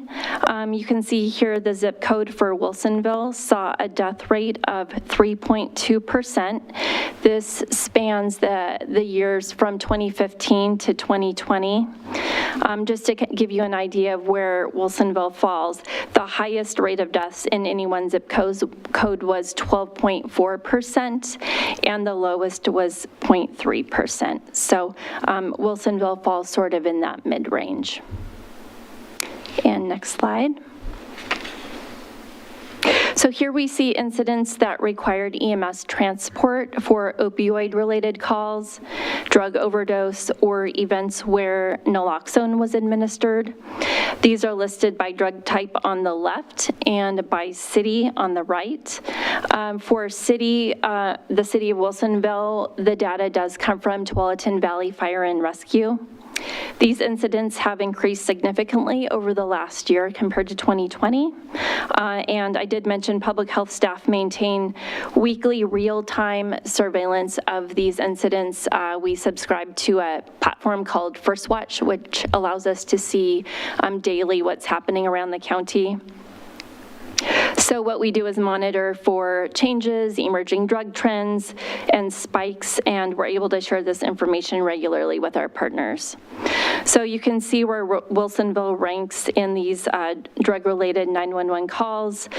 This ranges from January of this year through November 12th, and you can see there have been 39 911 dispatch calls for the city of Wilsonville that meet our case definition. And the majority of these calls include fentanyl, oxycodone, methamphetamine, and heroin. And next slide. So before I turn it over to Elizabeth, I'll just give a quick overview of what we know about the settlement agreement background. The state of Oregon is receiving about $333 million as part of the Johnson & Johnson and distributor settlements. The Purdue Pharma settlement is still pending. However, the 2 pharmacy litigations from CVS and Walgreens did just recently settle at $5 billion each. So we know that defendants will have up to 18 years to make these payments. Most cities and the county have started to receive their second allocations. The state will retain about 45% of these funds, and 55% will go to counties and cities that signed on as part of the national settlement agreement. Right now, Clackamas County is slated to receive approximately $13.7 million, but that is prior to the pharmacy and Purdue litigations that will be coming our way as well. The cities will receive lesser amounts, as you probably are aware, and those are calculated based on population and several public health metrics. And we expect the payments will be front-loaded in the first 2 to 3 years. Allocation decisions about these funds can be made locally, and so we're here to be a resource for you if you have any questions about what that looks like for the city of Wilsonville. And then annual reporting requirements are in place for both counties and cities to ensure accountability of these dollars. And with that, I'll pass it over to Elizabeth. All right.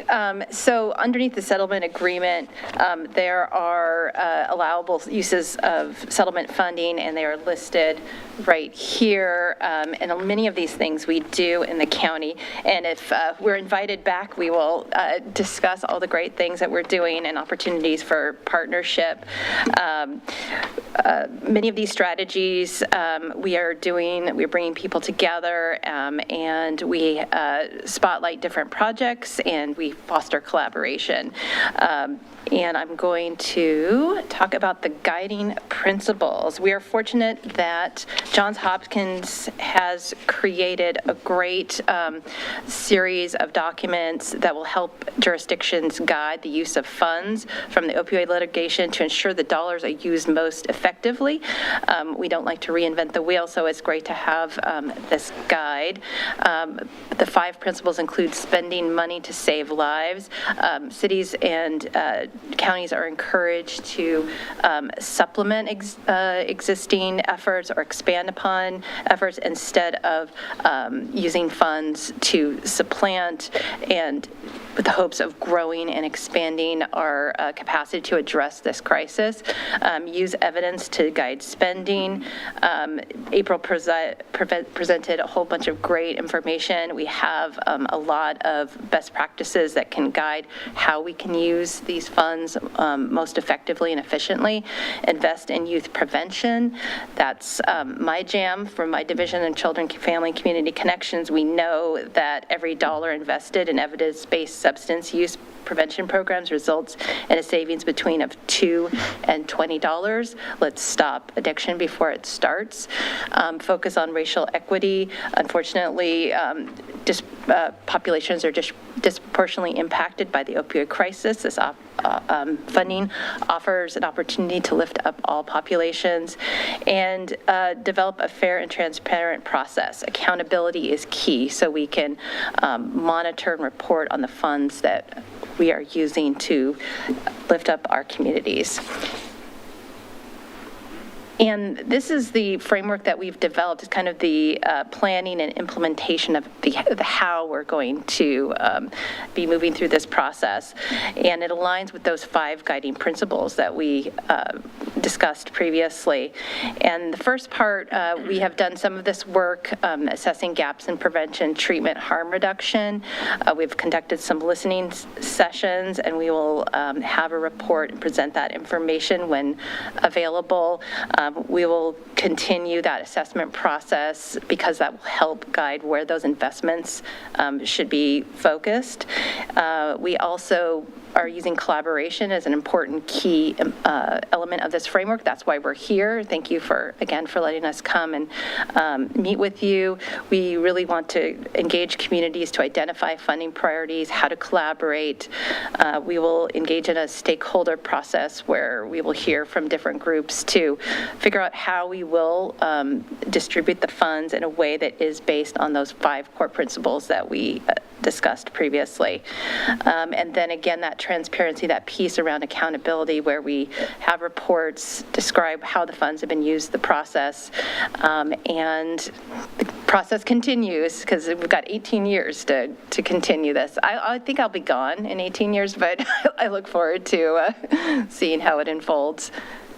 And we are here today to tell you how we're planning to do this work and to work with you to identify gaps and needs in your own communities, to share evidence-based programs and practices. And we're hoping together we can maximize these investments so we can build off the great work. Sounds like from the mayor's, there's lots of great things happening in Wilsonville. We want to support your communities, work together for collaborative investments of this funds to ensure that your city is provided the best support to address this issue in your community.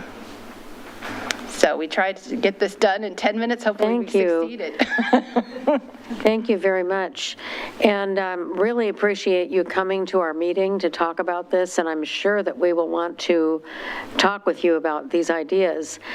It's a little bit premature to know the answer, but we are delighted to know that our own Dr. Joanne Linville, to my left here, has been recommended by the League of Oregon Cities to sit on the opioid settlement task force. Advisory board. Advisory board. Do you have any comments you'd like to add? Well, thank you for your presentation and certainly for your work. One of the things that would be helpful, and I don't think we'll take the time, but I wanted to give you my cards. I'm waiting for a governor appointment, so I am not on the task force or on the advisory board yet, but I think it's a real opportunity for us in Clackamas County because I will be representing the moderate-sized cities, which makes up the majority of our cities within Clackamas County. So I really am interested in having a conversation with you folks at some point about how those monies come down in a way that allows communities to have the flexibility to deal with the issues as they see within their communities. And that has to do with what all the way down to the little tiny places in Damascus. Even though their numbers are not large, it doesn't mean that they don't have significant issues. It's just that their population's not, it's probably, the rates are probably very similar. So I think that that will be an important piece because the people that will be sitting on that advisory board will be a lot of practitioners, I would imagine. And so they'll, as you know, from all of the acceptable use potential, not all communities can do all of those things. And we in Wilsonville cannot establish a big program.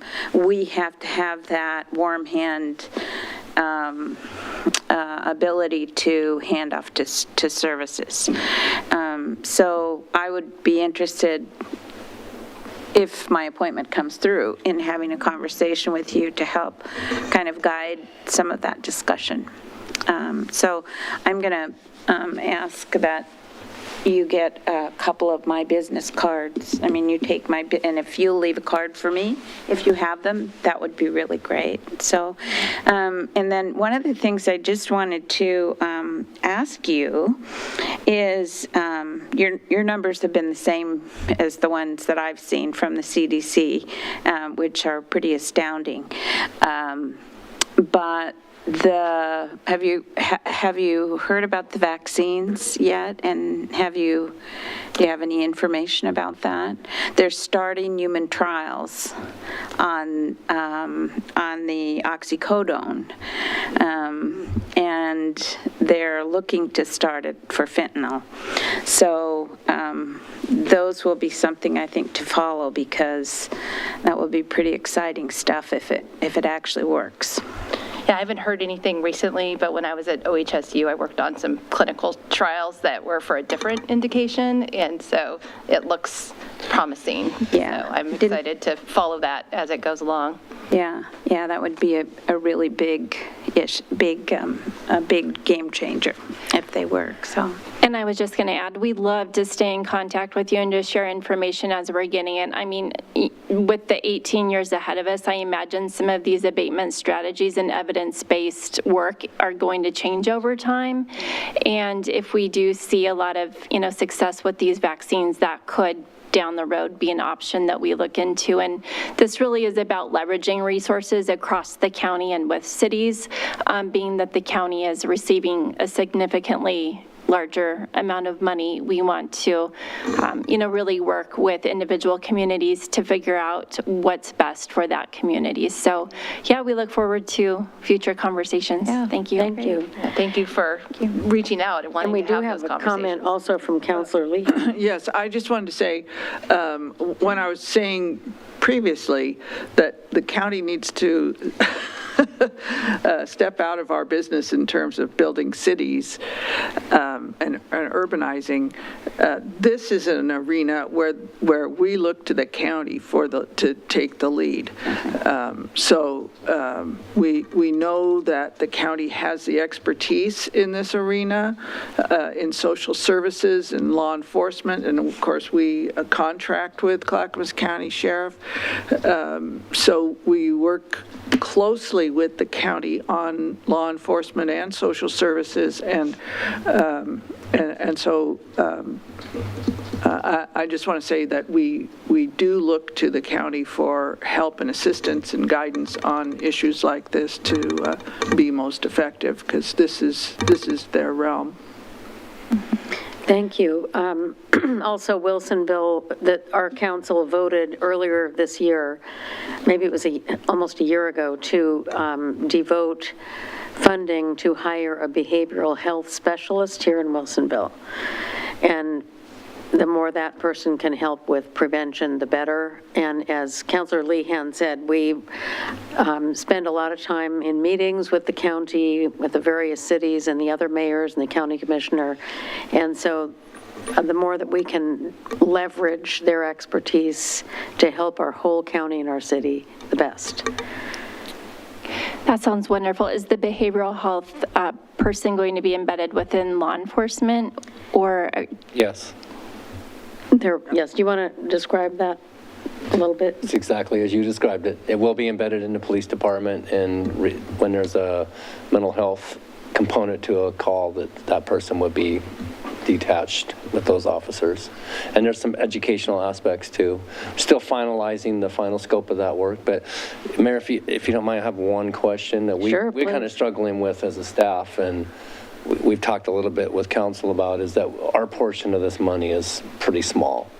And so have you talked to other cities about perhaps funneling that money to the county, and then maybe checking with councils on what are the highest priorities? Like maybe we would want, like our chief said, that treatment is like his highest priority.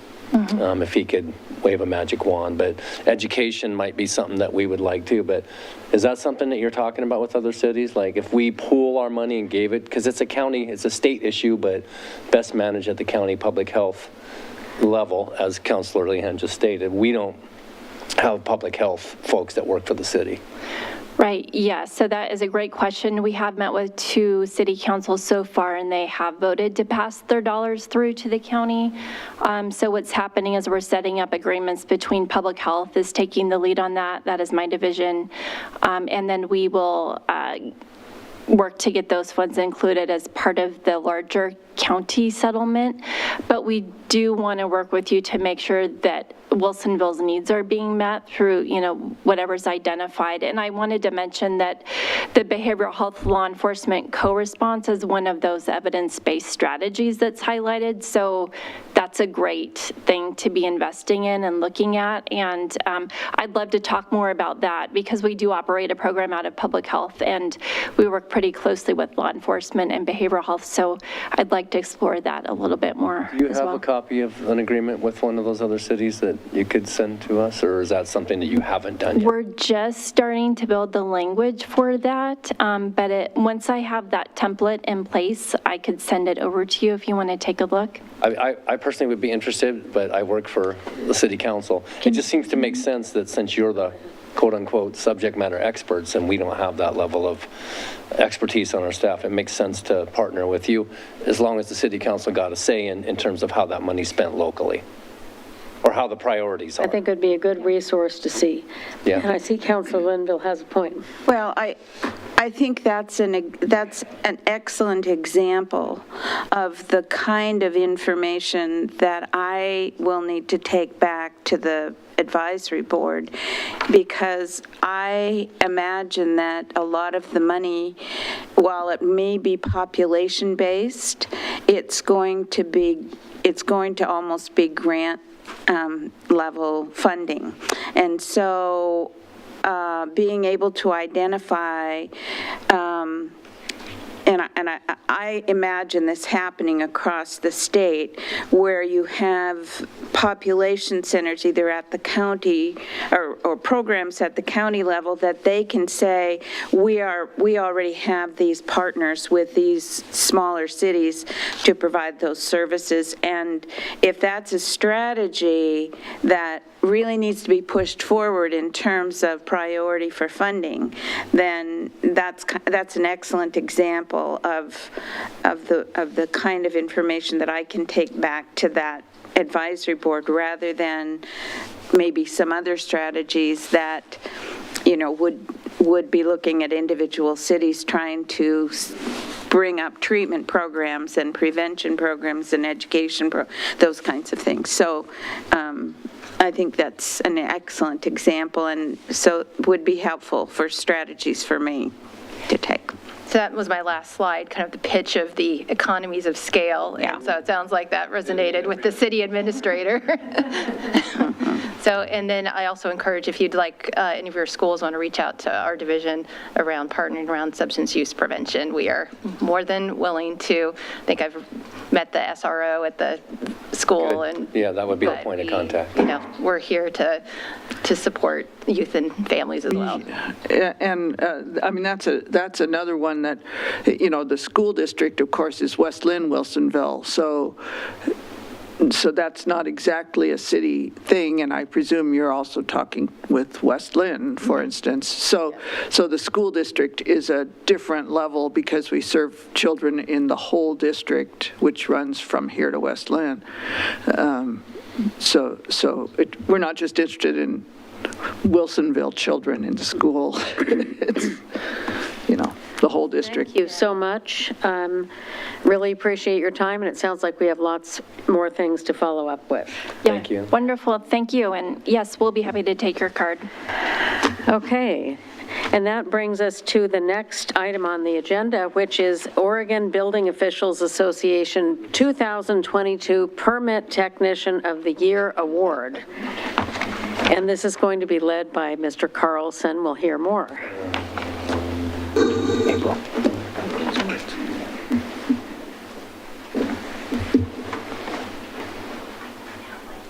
Shall I proceed?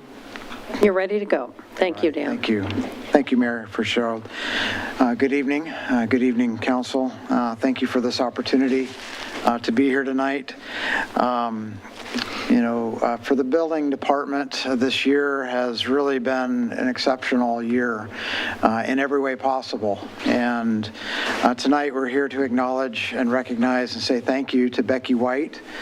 Becky is one of our permit technicians. She's a permit technician 2, and she serves in the building division. She's my right hand. She does so much for us. Public service really is at the core of what drives Becky to do a good job, and she believes in what she does. She finds this to be a very fulfilling aspect of her position, is working with people and helping to solve problems. She genuinely enjoys providing exceptional service to others and demonstrates this on a daily basis, and that's the feedback that we get from all of our customers. I'd like to just read a really brief example of a customer's unsolicited testimony of Becky's performance from a gentleman named Stan Earnshaw of Community Hope Lutheran Church. Stan writes, "Hi Dan, I've been working with the city for the past 1.5 years on behalf of the Community of Hope Lutheran Church. In that time, we've executed a land swap deal with West Hills Development, been annexed into the city, connected to the city's sewer and water, and just completed a new storage building. Throughout these projects, I've had the privilege of working with Becky White in your organization. Every interaction with Becky has been pleasant and productive. She answers the phone, returns phone calls, is knowledgeable, and just gets things done. I know that if I have a question, I can call Becky and either get an answer or be directed to the person who has the answer. And she does all this in a friendly way." I'm sure you know how valuable an employee like Becky is. I wanted you to know that her service is noted by those of us who work with her. Regards, Dan Earnshaw. Becky's continual drive to help customers get their projects to success carried over into one of the most ambitious software upgrade projects that we have ever tackled. The move to upgrade Eden to Intergov was a multi-year effort that was beyond challenging and full of constant obstacles to overcome. Throughout the project, Becky stayed positive and motivated. As a result, we have completed a move that has brought us to deliver all of our services electronically. I have often referred to this as a paradigm shift in our business process. If needed, our entire operations could function successfully remotely and without paper. It's really pretty amazing, actually. As challenging as this work was, Becky was also faced with the challenges from COVID, personal family tragedy, loss of 3 key coworkers, and the highest growth period in the city's history. At times, I marvel that we have all survived. Becky has earned my respect and admiration and my appreciation. This culminated in her receiving the highest statewide recognition as Oregon's 2022 Permit Technician of the Year from the Oregon Building Officials Association. This award and recognition are well-deserved. Becky, thank you so much. Your work has made a huge difference in our community and in our division. Thank you. So thank you, Mayor, for this opportunity. I feel like we should clap. So she's brought her award with her, and she's happy to show it off. Well, that is, Nice. congratulations, Becky. Thank you. This award is dedicated to Rick Best. He was a permit technician for City of Portland that was killed on the subway by the slashing sword guy. And so they've dedicated this award in his honor. Wow. It's nice. Well, this is also an opportunity to think about the loss of Mr. Best, which was a terrible loss that day. And congratulations, Becky, on your leadership in demonstrating what people are really looking for in the building permit division and what can be done in the most excellent way. So thank you so much. Thank you. Thank you. Are you taking? Do we want to do a picture? Yeah, are we going to? Yeah, we're going to get a picture. gonna do a picture? Dan, with you. Welcome to Zoom. Enter your... You're certainly welcome. A former building official should You go are over the there. meeting host. Please enter your host key followed by... You might as well get used to it. We got 3 more to go. 3933 2 more to go. 8. This host key is invalid. Please re-enter your host key followed by pound. You don't want to be in the picture, Beth? You have not entered any numbers. Please re-enter your host Shame key on you. followed by pound. Little hottie. This host key is invalid. You will be placed into the meeting as a participant. The meeting has not started. Please wait or try again later. So obnoxious. She is bossy.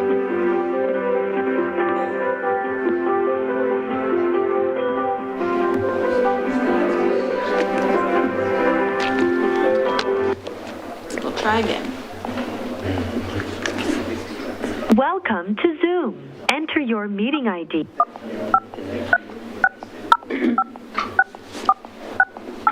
Sick of this road clearing thing.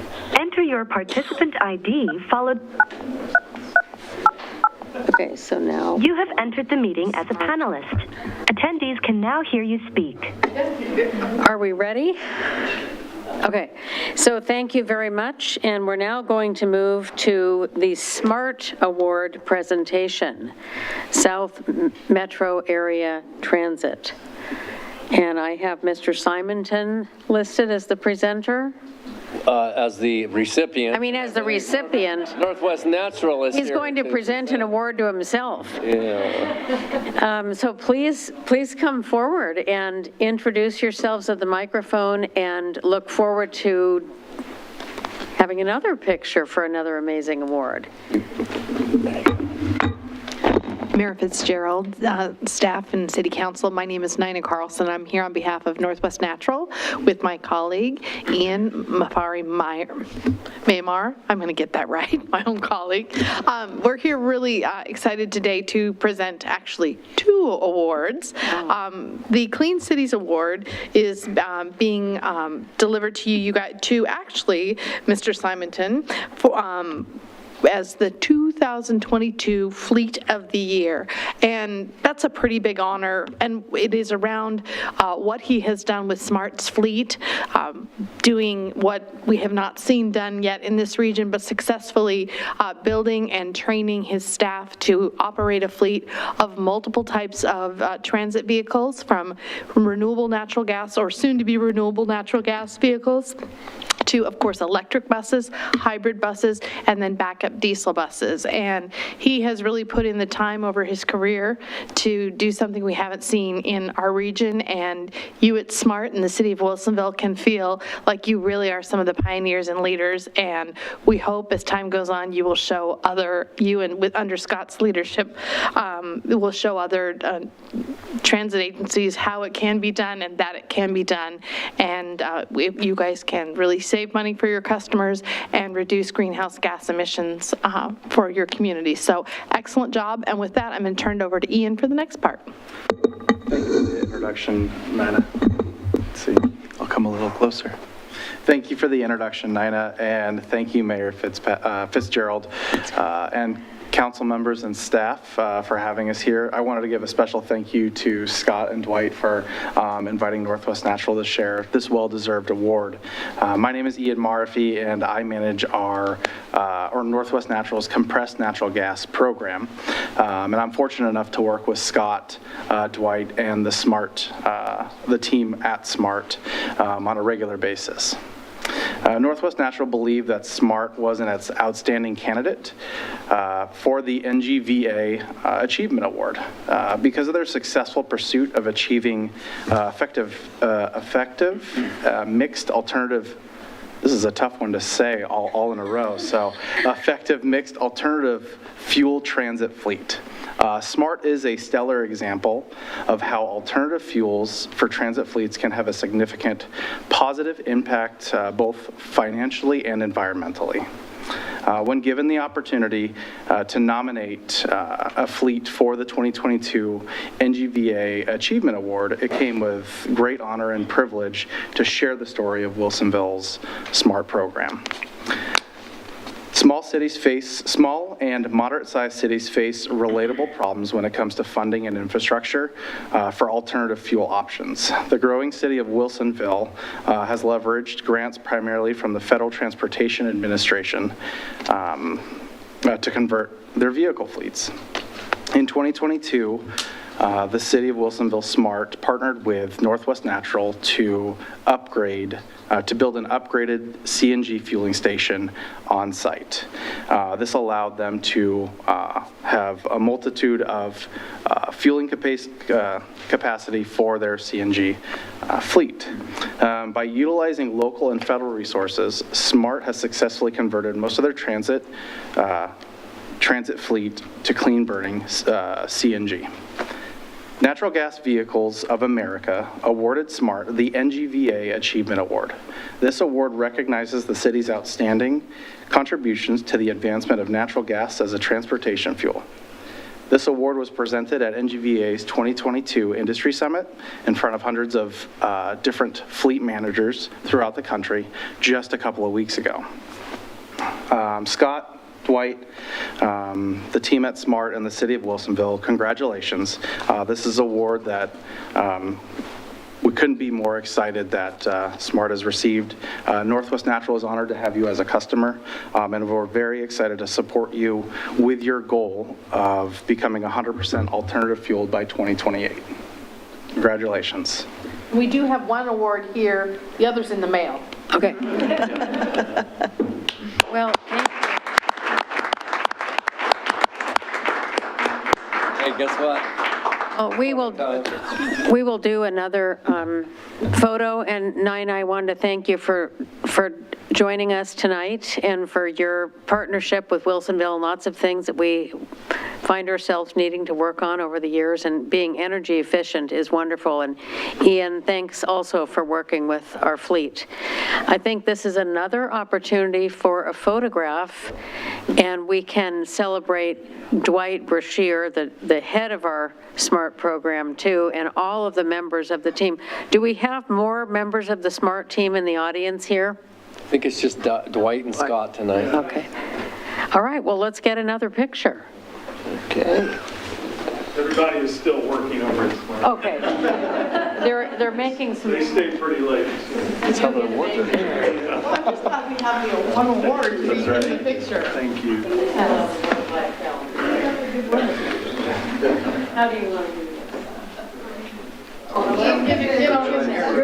Natural, the awardees and the awarders.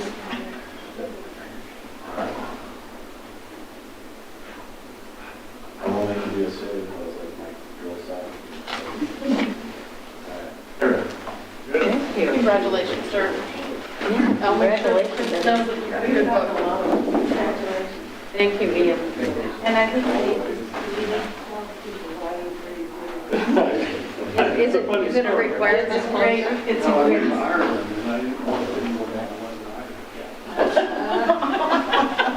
Did it work? For the most part. I told him I was in the field. I love it.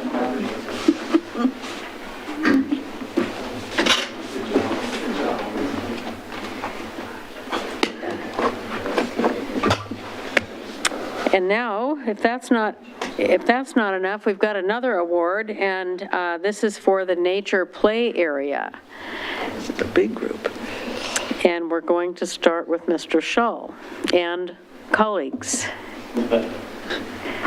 Ammerman. Chris Ammerman. You can sit or you can stand. It's your choice. There you go. I'll stand back. The podium's always a good choice. Nobody's used it yet. It feels lonely. Good evening, Mayor and Council. I'm Chris Ammerman, Parks and Recreation Director, and I'm joined this evening with Dustin Schul, our Parks Supervisor, and some of our park maintenance teammates, which we'll introduce a little later.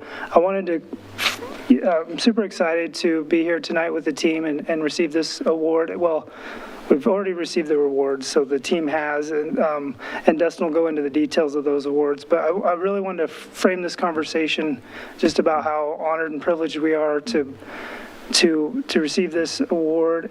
Specifically, I wanted to talk about the ORPA, the Oregon Recreation and Park Association Section and Design Award that the team received.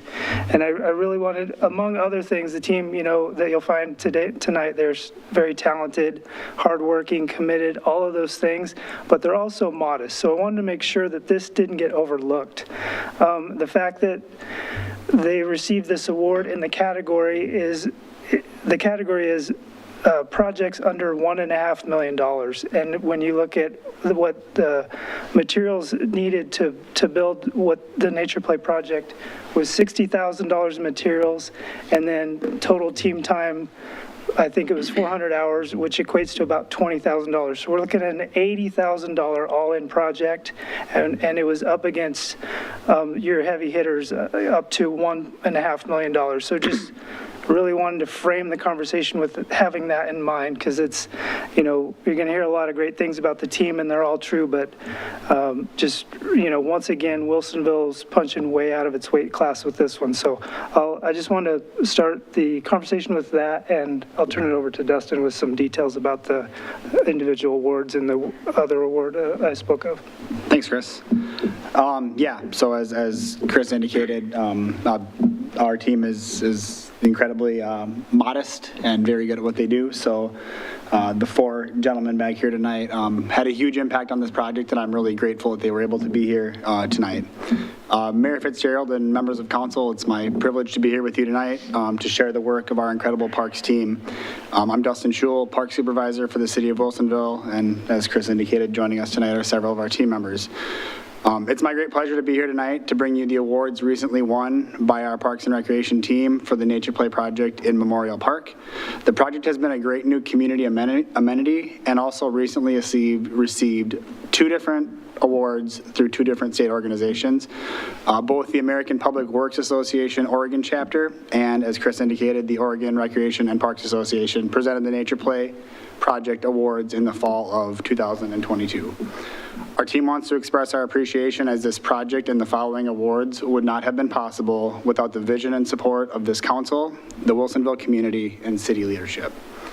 So the American Public Works Association Oregon chapter presented Tommy Reeder and Zach Moores with their Everyday Hero Award. And this nomination came up through our Public Works Director, Delora Kerber, who's very active in that chapter. So we really appreciate her guiding us in this direction. The Everyday Hero Award recognized public works employees who are identified by their peers or customers for providing good customer service, making the best use of public resources, helping coworkers succeed, and being a great person to work with, which is just my favorite little tagline on this award for these guys. Zach and Tommy certainly embody all of these traits in everything that they do, but they shine even brighter when they were leading the Nature Play project. The Oregon Parks and Rec Association Design and Construction Award recognizes superior architectural and landscape design for new or renovated parks or parks amenities. Nominated design projects should demonstrate inclusiveness and responsiveness for community needs. They should show a high level of overall design and quality and innovation. An award criteria includes the project's integration of site characteristics and challenges, consideration for maintenance and energy efficiency, budget, community involvement, innovative funding, uniqueness of design, efficient use of resources, and overall aesthetic appeals. And as Chris indicated, this project really stands out because of the categories. And actually the last year's price split was at $1.5 million. And in 2022, they actually upped that budget line to $2 million. So it's projects over $2 million in one category and projects under $2 million in another category. And with an all-in spend at $80,000, the Wilsonville Nature Play project is likely one of the most budget-conscious projects to ever win this award. As a part of receiving the Design and Construction Award, the team had the opportunity to create a 3-minute video highlighting the project. City team members, Roger Moeller of our Parks Maintenance team, who does terrific digital content for us, and Bill Evans and his resources pulled together an amazing video that we're very excited to share with you now.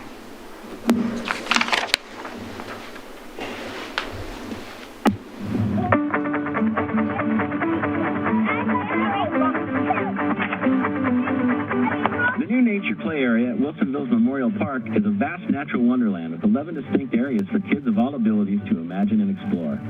This park is a 2022 recipient of the Oregon Recreation and Park Association's Design and Construction Award. The city of Wilsonville is proud to receive this honor and to showcase this great new public amenity, designed and built in its entirety by our parks maintenance crew. Yeah, this is truly a passion project from start to finish. A lot of us grew up playing in the woods, so it's very important for us to provide the community with an opportunity to have a safe environment for kids to play and build forts. Tucked into an urban forest under towering fir trees, this serene 12,000 square foot playground was identified in the park's 2018 master plan as an effective way to revitalize an underutilized section of Wilsonville's largest park. So the inspiration was to include nature and hopefully spark multi-generational play. So it's been great seeing families playing together, creating forts together. It's been really rewarding watching it. One thing was lacking, a budget. Without the means to have the space designed and built, the parks team took on the challenge themselves. So without funding, we started collecting materials in the hope of being able to do this in the future. When we received the Metro grant for $30,000, we knew it was our time to start. When a devastating ice storm destroyed 10% of the city's tree canopy, they worked with tree care companies to acquire additional wood at no cost. A grant award from the Wilsonville Metro Community Enhancement Program provided a small budget used to commission local artist James Lukanich to fashion 3 handcrafted wood sculptures. These unique eye-catching attractions are perfect for the park's young audience. They instantly wanted to get on top of the bear. They wanted to get inside the canoe, and their imagination just took off. Wilsonville's first nature play area was built in just 3 months at an expense of about $60,000. Park staff contributed more than 400 labor hours and left a lasting legacy for the community to enjoy. That's a challenge as it comes to inclusion and ADA accessibility. We made sure that we've got a nice level entryway here. And we also have the bike trail that comes in at ADA grade. We also fenced in the perimeter of the site. So the overall inclusive design process for us was really bringing in community members and making sure that we were thinking through as much as we could in regards to full inclusion. I collect pine cones and sticks and rocks. I like to go on this balance beam and pretend. Since it opened last summer, this vast, beautiful playground has captured kids' imagination, providing new ways to build, discover, create, and go eye to eye with the wonders of nature.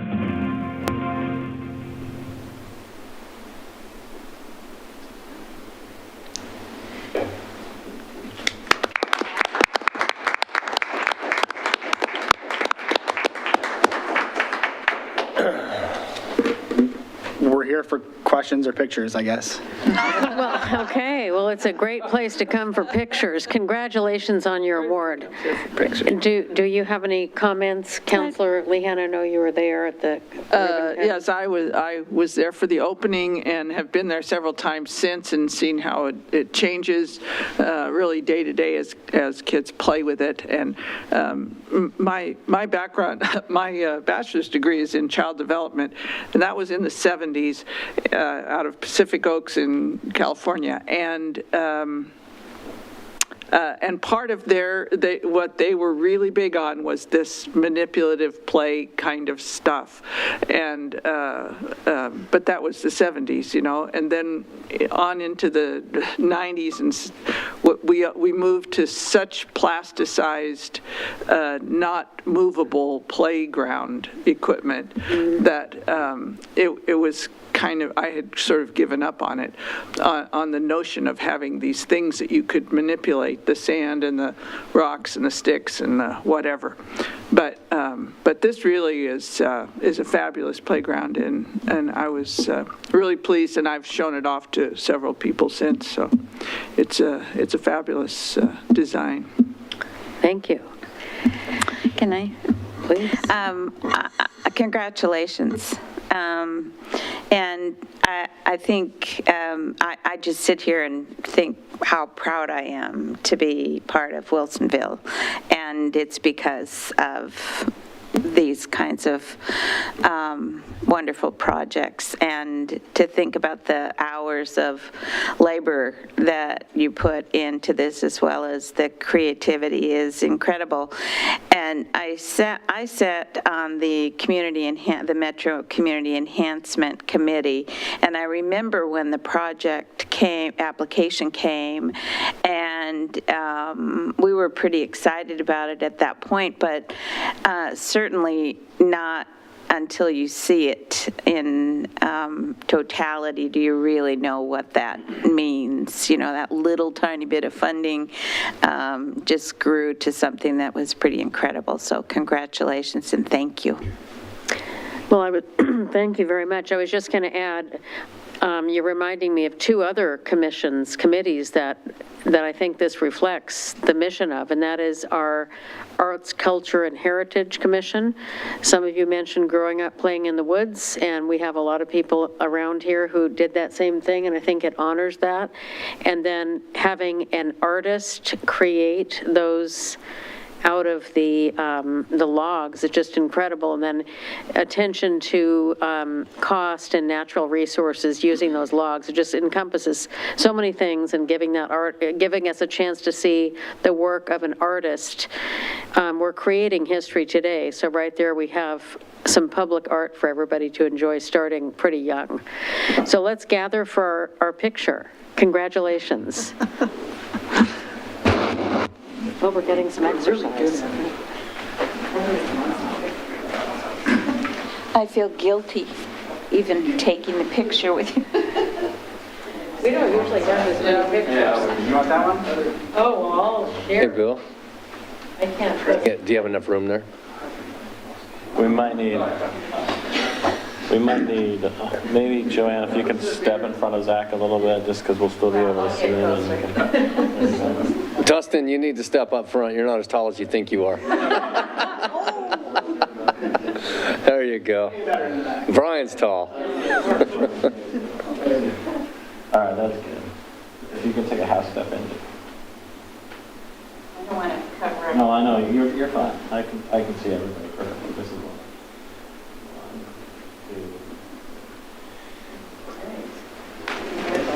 Hey, congrats.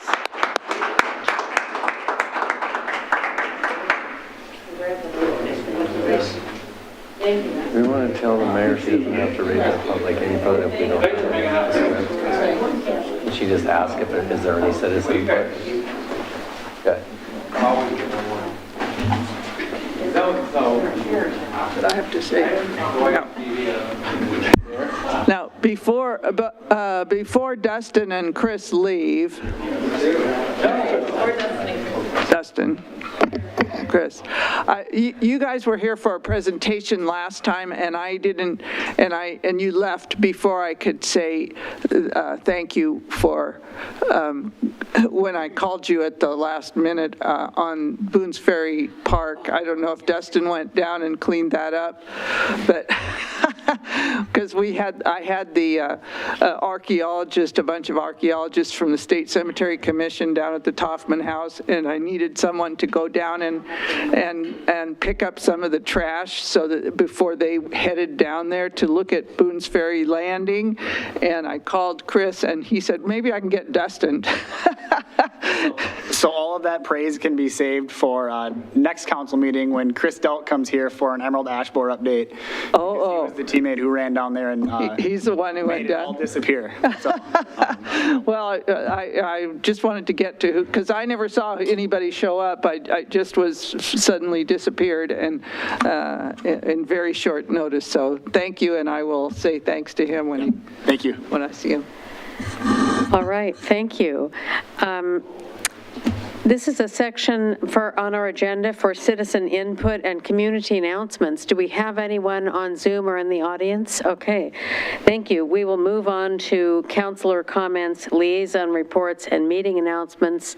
And I wanted to add one technical point that I forgot earlier, and that is the date of the next meeting, which is Monday, December 5th at 7 p.m. So with that, we will go to Councilor Lehan. Yeah, see. Usually I'm waiting for Council President Ockervall, who usually comes ahead of me, see? But, so you've caught me unaware. Right, we snuck up on you. One of the main things I did last week was meet with a crew of people from, I don't know where they were from, city, but mostly Morgan, who is the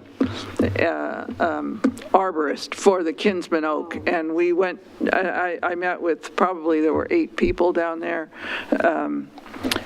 from the construction for the big pipe people and designers, but I don't know who from the city was there. Somebody. Chris, do you know who was there from the city? Andrew Barrett?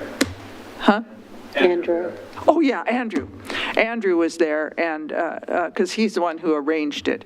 But Morgan is the arborist, and she explained all the things that had been going on with regards to that tree over the last year and a half, and the work that's been done and is planning to be done.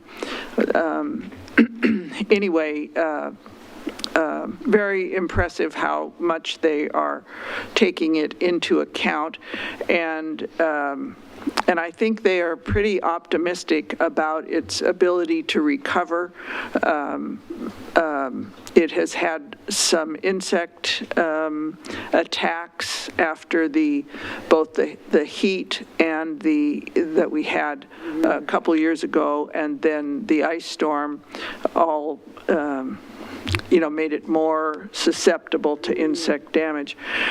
So one whole section there has been dieback, and whether that's a normal state, oak trees tend to drop big limbs, or they just die and they stay in there dead. Or whether the tree is in its senescence and won't recover, but they seem optimistic. They're going to make some pH corrections with the soil that will make it easier for it, and then we'll wait for spring. So there's not much you can tell now as far as how it's doing, because it's retreated into its hibernation phase of winter. But in the spring, they'll be watching it again, and we will. Everyone who drives down Wilsonville Road will be able to watch and see what comes back on that tree and what doesn't, and we'll go from there. On that note, I just wanted to add, there was a story in the Oregonian today about the climate change having an effect on city trees across the country. So that might be another example of what that story was about. Yeah. I mean, any time something like climate changes drastically, it changes other things. It changes the insects. It changes the time the insects are going to be there, and what state the tree is in at the time that those insects come flying by, or whatever. So any of those things can be thrown off in a natural system like that, and a lot of them are just unpredictable. But the big pipe system, everyone seems very confident will not affect it. The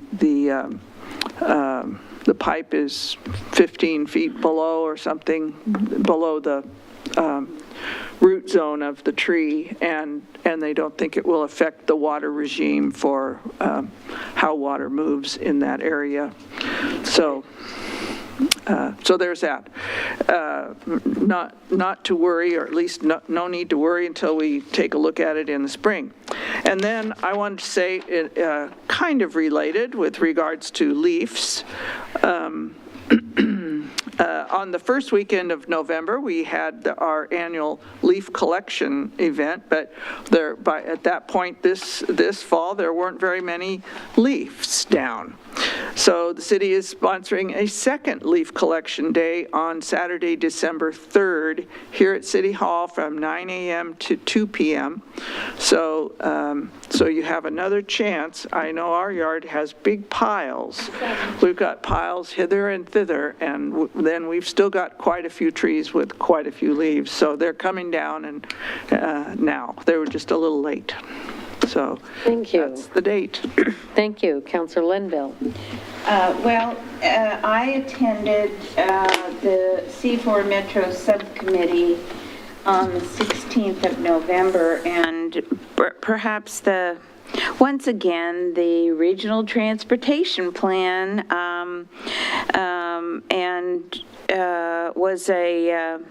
was a topic of discussion, and particularly the Regional Mobility Policy Update. And I have to tell you, there are representatives from very small cities on that, as well as Metro, and commissioners from the county. And there was quite a bit of discussion about what does regional mean. Because the small cities thought they were part of the region, when in fact, as the plan gets discussed and the graphics come up, it is pretty much a metro issue. And and the regional, and I'm sorry that Dwight left, because in his gracious way, he commented that on the graphics that were used for the regional mobility policy draft, the Metro TriMet was front and center, and SMART was nowhere to be seen. And as he so graciously said, it's a reminder of the need for optics for us to be visible. And I think tonight's presentation just really, really emphasizes that we probably have more notoriety outside of the area than perhaps our policymakers in the regional transportation plans. He did a great job of getting them all the graphics, and they re-updated their slides for a future meeting. Our letter to forward together with the concerns about the changes in the TriMet routes was on the agenda. It was not discussed. Dwight just offered to answer any questions, and there really wasn't any discussion. I really, when they were dealing with what their general guiding principles were, I really wanted to see that coordination among all of the communities would be part of their guiding principles, and that just was kind of blown away as, well, we do that. And, that's part of what we do. So there will be, I believe that went off to the C4 meeting, and I guess it was approved and moved on. So, and that was the only official meeting. I have not, as I mentioned, I have not heard anything on the appointment yet for the opioid settlement task or advisory committee. I would imagine that would be forthcoming, some answer about that forthcoming before the end of December. And then I just wanted to, I know the mayor mentioned the holiday tree lighting. I just wanted to encourage our citizens to go to that. It is so great to see the high school choirs and the community choirs, and it's just a great evening to spend, and hopefully it's going to be a nice, clear one and not a rainy one. But the Parks and Recreation... Give us the date again. It is the 1st of December, 5 o'clock, 5 to 7 at Town Center Park. And I would imagine, as usual, there will be good things to eat and drink there. So always a good time to show up and bring the kids and have them run around in the dark and see the tree get lit. Also, the Parks and Rec Department is conducting the city's 9th annual toy drive, and we're encouraging residents to drop off new unwrapped toys at the Parks and Rec Administration Building, which is right at Town Center Park at the corner, until December the 9th. So between now and the 9th. All of the toys collected are being distributed to local families and individuals. They're not going anyplace else. And Parks and Rec is also sponsoring a fill a stocking for a senior citizen, which is kind of a fun project. And the stockings are intended for older residents who are enrolled in the community center's home-delivered meal program. Suggestions are small games or puzzles, ornaments, personal care items, greeting cards, stamps. I would imagine stationery and stamps are a good option. Gift cards to local grocery stores, coffee, tea, cocoa, or snacks. And I would also say that gift cards to some of the local restaurants would be a good option as well. So filled stockings, you just drop those off at the Parks and Rec Administration Office until December 9th, and there is more information on the city website. Thank you, Councilor Linville.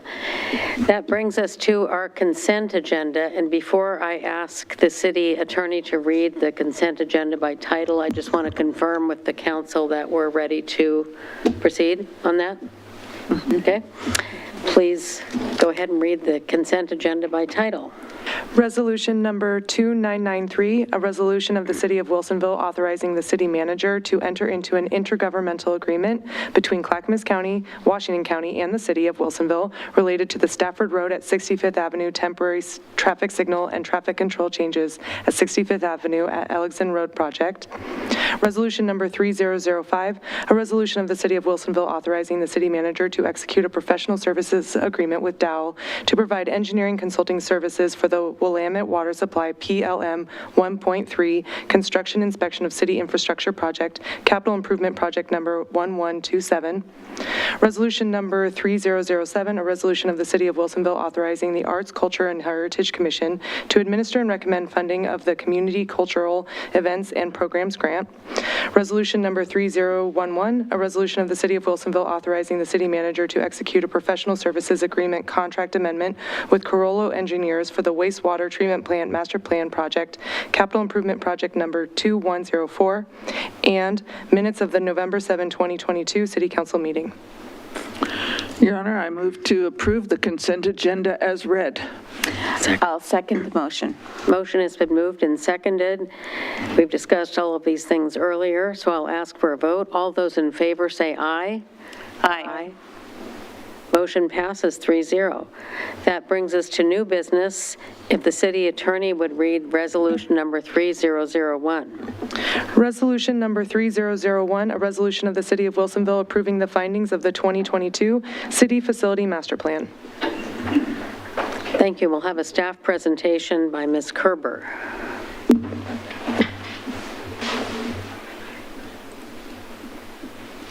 Good evening, Mayor and council members. Before you is Resolution 3001 for the 2022 Facilities Master Plan Update. And so with this, it's basically looking at the changes that have occurred in the city since the 2015 Master Plan Update. Using that growth of the city, projection of programmatic changes, and then coming up with some recommendations of improvements to the existing facilities or potential future facilities to meet the growth of the city. Let's see. Let's see. All right. Share screen. There we go. All righty. So we'll give you, we'll hit the highlights here for the presentation. There we go. So Facility Master Plan, as I mentioned, it's an update to the 2015 Master Plan. So we've made a lot of progress since the 2015 Master Plan, some headway doing the Public Works Complex, doing some of the community center updates, and as well as library renovations. We looked at all the various buildings around the city through to review in the master plan, talked a little bit about potential staffing increase to better support what is happening within the city. And there was a facility concepts that came, and they were for each of the different facilities and or departments. These again are just potential visionary ideas of what could occur for improvements in each of the divisions. And then, but what came out of that was the priority is continuing on with the Public Works Complex. The next step would be looking at a facility for the police department, and then also doing some improvements to the smart transit fleet area. So with that, and then we also talked a little bit about potential changes to community services block concept. That is the piece of land on the corner of Wilsonville Road and Town Center East, where the Police Public Works Building, the Community Center, the Kiva Building, and the Art Tech Building currently are located. This is looking to visionary in the future, how you might be able to phase in some changes to that location to better align with the Town Center Master Plan. Now, we talked about that, and we talked a little bit about the Kiva Building, how we are looking at a best value determination to figure out how we want to proceed with that particular building, since there are some problems with the roof truss at this time. And our next step will be to do the space need assessment for the police department, and then work with the finance department on the putting together potential funding sources for the various facility projects. All right. Does anyone, we did spend a good amount of time on this earlier this evening, and so we do have an opportunity to ask any clarifying questions. I have none. Maybe we covered them all earlier. I will make a note that some comments were sent, especially some revisions of Scrivener's errors that needed to be modified in the document, improper tenses or such, and those will be modified in the document. So substantially it'll be the same, but we'll be taking care of some of those items. And part of the discussion that we had was about thinking beyond that area, the impacts that what we do on those buildings impact both Marassi and Creekside, and, just outside of just our perimeter, we have other impacts that we need to consider going forward. Like the role of the building and the placement relative to other facilities, like parks. Functions they serve. Yes. So we'll make the notation about the connectivity between Creekside and the community center, and how any changes, needing to take that into consideration, and then also the visibility from any buildings on this side of the street over to the park. Thank you. With that, do I have a motion to adopt Resolution 3012? Your Honor, I move to adopt resolution number 3001. Second. Thank you. We have a motion and a second to approve Resolution 3001, the 2022 City Facility Master Plan. All in favor say aye. Aye. Motion is approved. That brings us to resolution number 3012. If the city attorney would read it by the title. Resolution number 3012, a resolution of the Wilsonville City Council adopting the 2022 Urban Renewal Strategic Plan as recommended by the Urban Renewal Task Force. And we have a staff report from Mr. Lorenzen. We do. Thanks, I was reading ahead.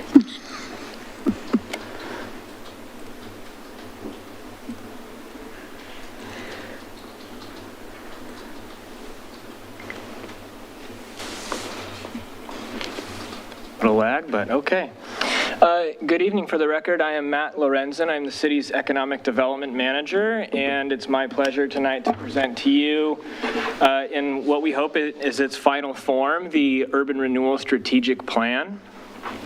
I'll note that for those listening and those paying attention, this plan was reviewed in previous work sessions, and so the presentation I give tonight will hopefully pause in a few moments to note some changes, mostly immaterial, that we've included since and as a result of the conversations we've had previously.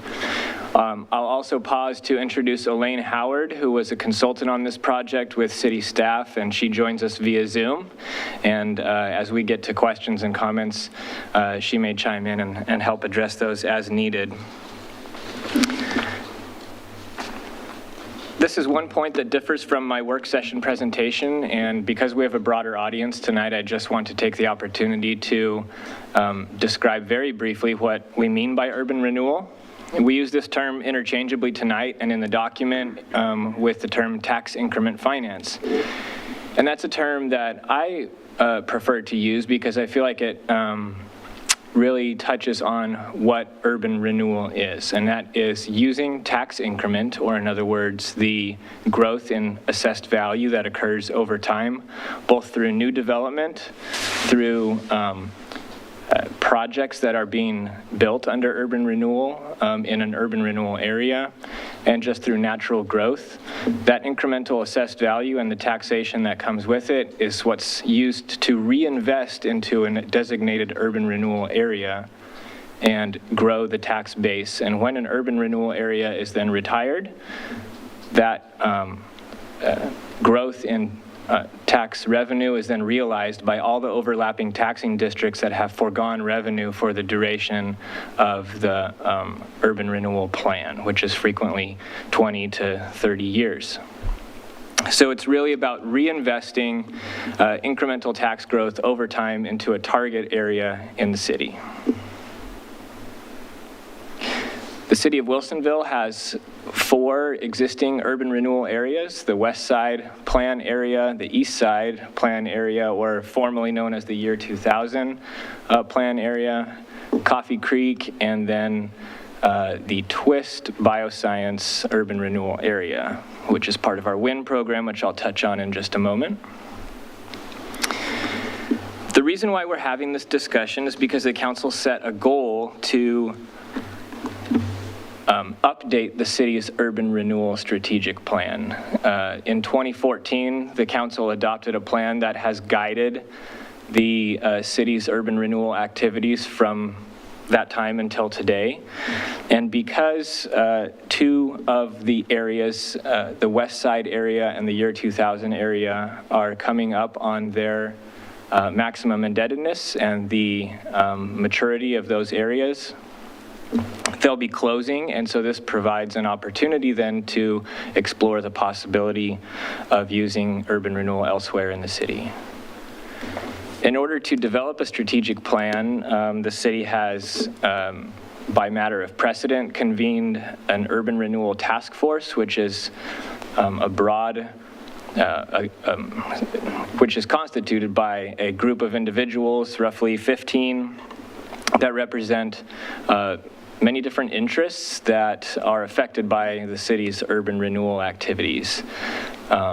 Primarily, we wanted to involve, or most importantly, I should say, the overlapping taxing districts who do realize foregone revenues for a period of time when a new urban renewal area is created. So we've met 5 times with this group in order to discuss the existing plan areas and to talk about potential new uses of urban renewal in the city. Council President Ockervall chaired this committee, and I want to thank her for her time and devotion to the group. And I'll also pause one moment to note something that maybe isn't clear from our previous discussions. What we're adopting tonight, this urban renewal strategic plan, it is not, and this may be confusing, and that's why we want to clarify, an urban renewal plan as defined by Oregon revised statutes. When you form a new plan area, this is done by ordinance. It requires a lot of outreach and what statutes calls consulting and conferring with the affected taxing districts. And customarily in Wilsonville, it also means an advisory vote of the people to create a new urban renewal plan area.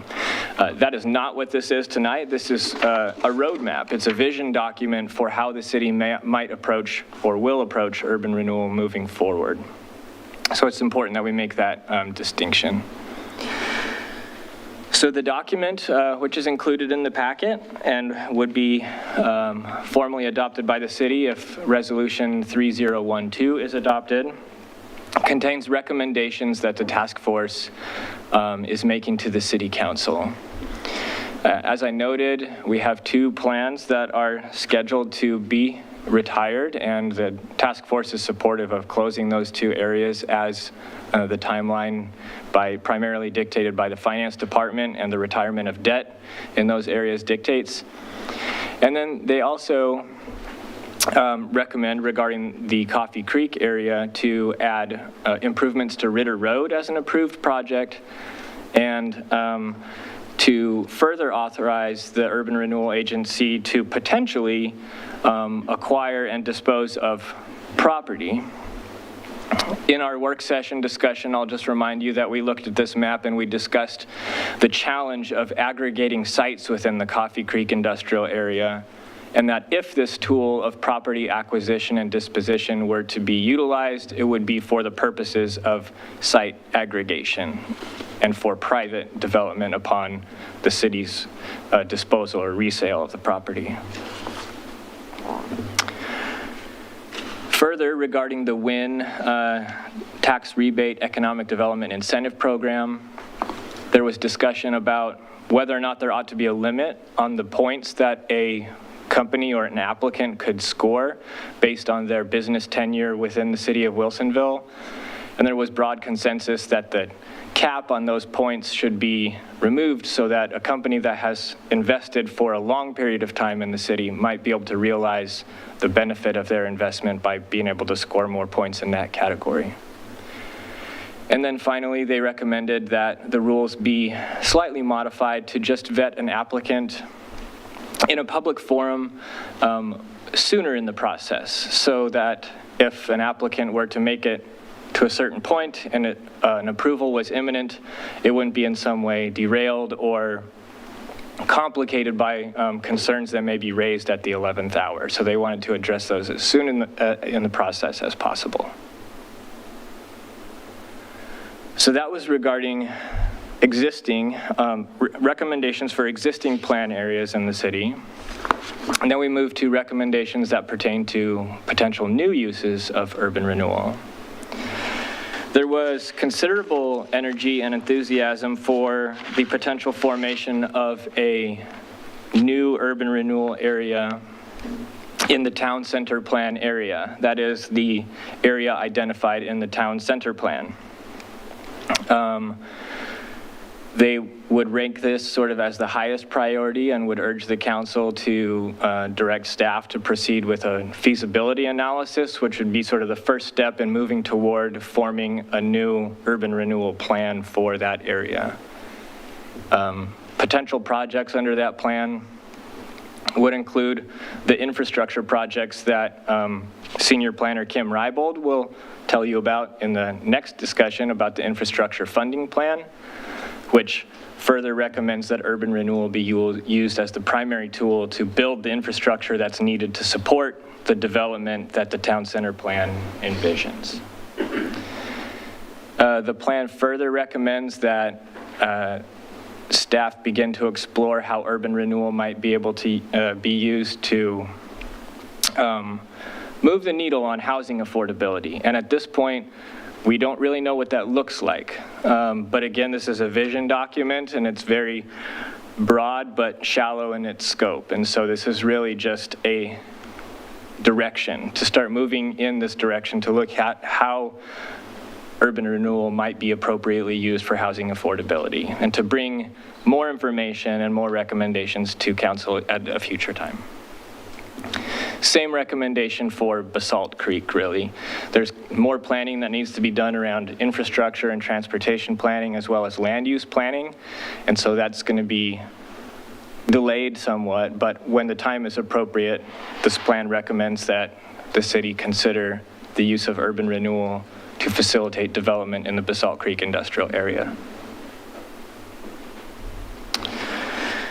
So as we move forward, if adopted tonight, we would look at implementation. And I noted that Town Center rises high on that list, as well as the closing down of the West Side and Year 2000 plan areas. We'd also move forward with the amendment of the WIN program rules and starting to do that exploratory work around housing affordability. In the longer term, those amendments to the Coffee Creek plan, which I noted, would be undertaken, and that's really going to be driven by how that plan area evolves in the coming, say, year to two. How much private development is occurring, how much increment is the city then collecting as a result of that development, and how does that then impact our ability to complete projects and service debt, to incorporate a project like Ritter Road, et cetera. So there's just a little bit of a delay there as well, but it's just the recommendation is to complete those changes as need dictates. And then I mentioned Basalt Creek. So with that, I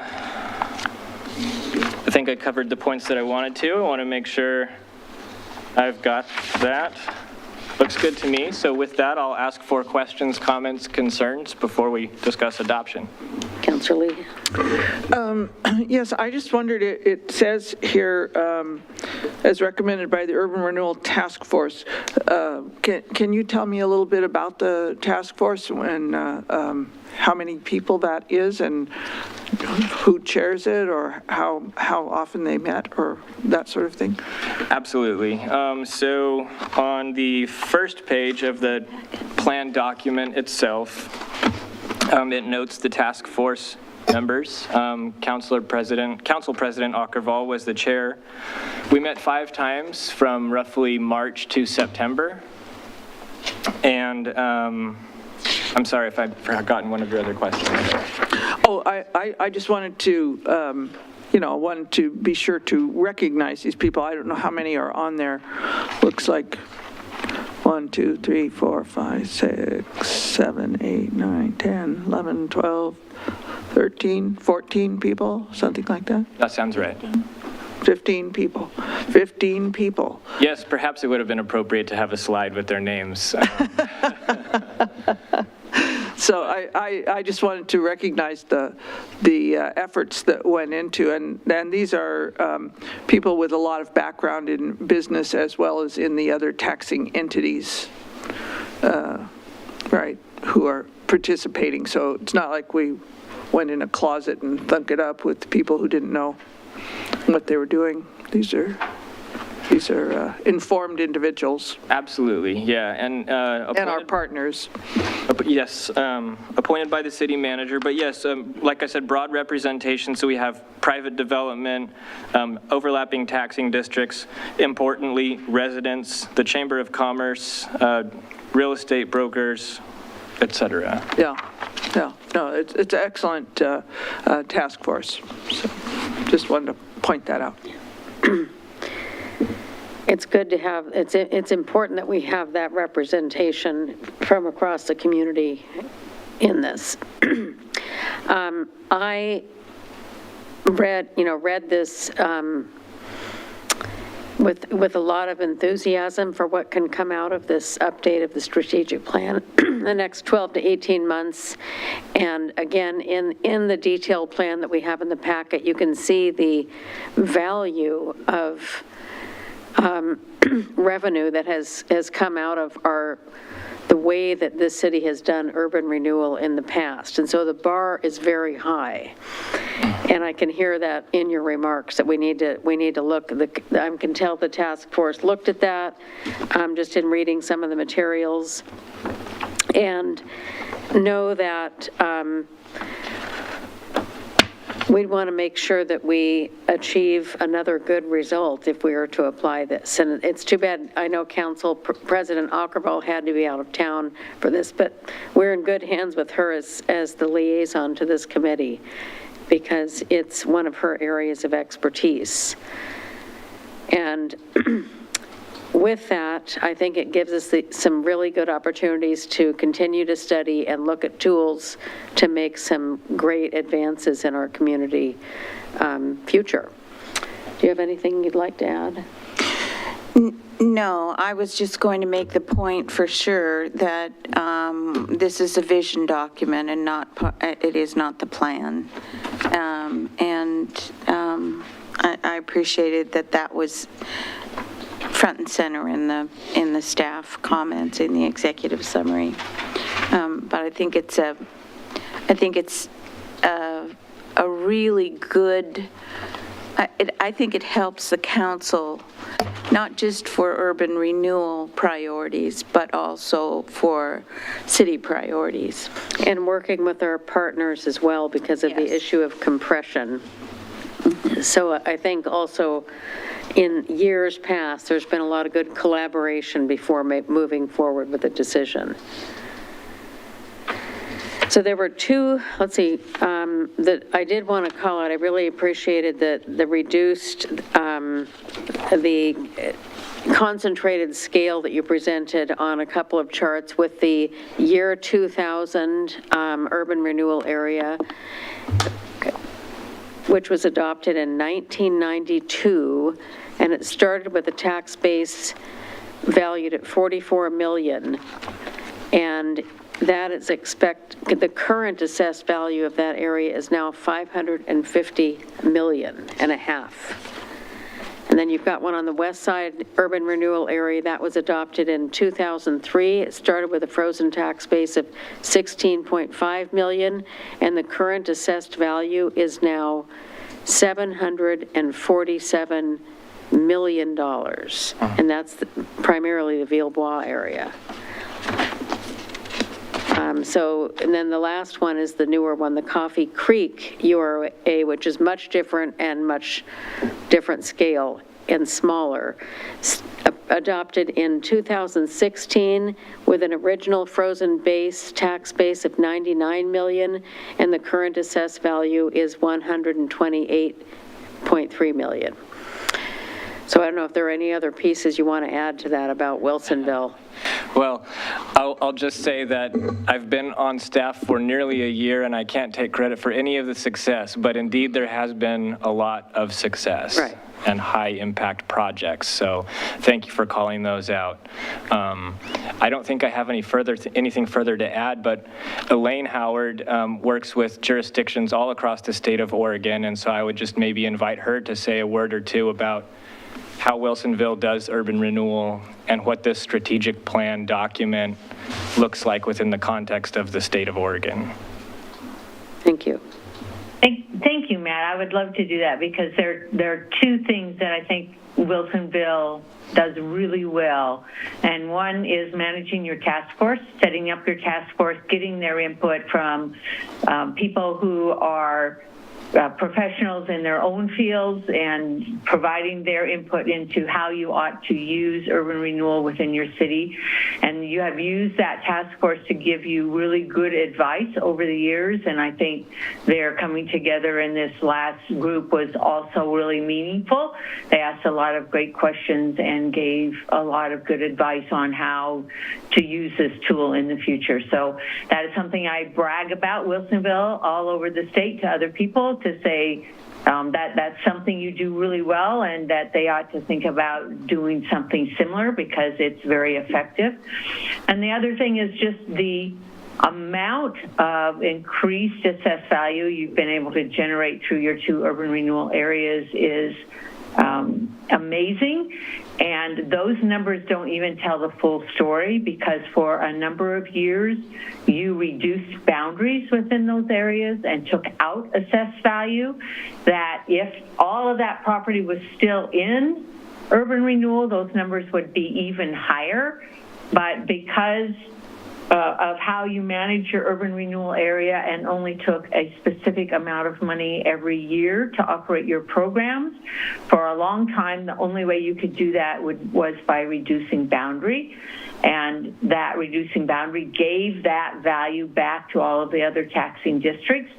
So the numbers you read are very impressive, but your assessed value increases when you look at the original boundary is even greater. So you have done a commendable job operating your urban renewal areas and revitalizing your economy within the areas and providing your parks and whole new communities.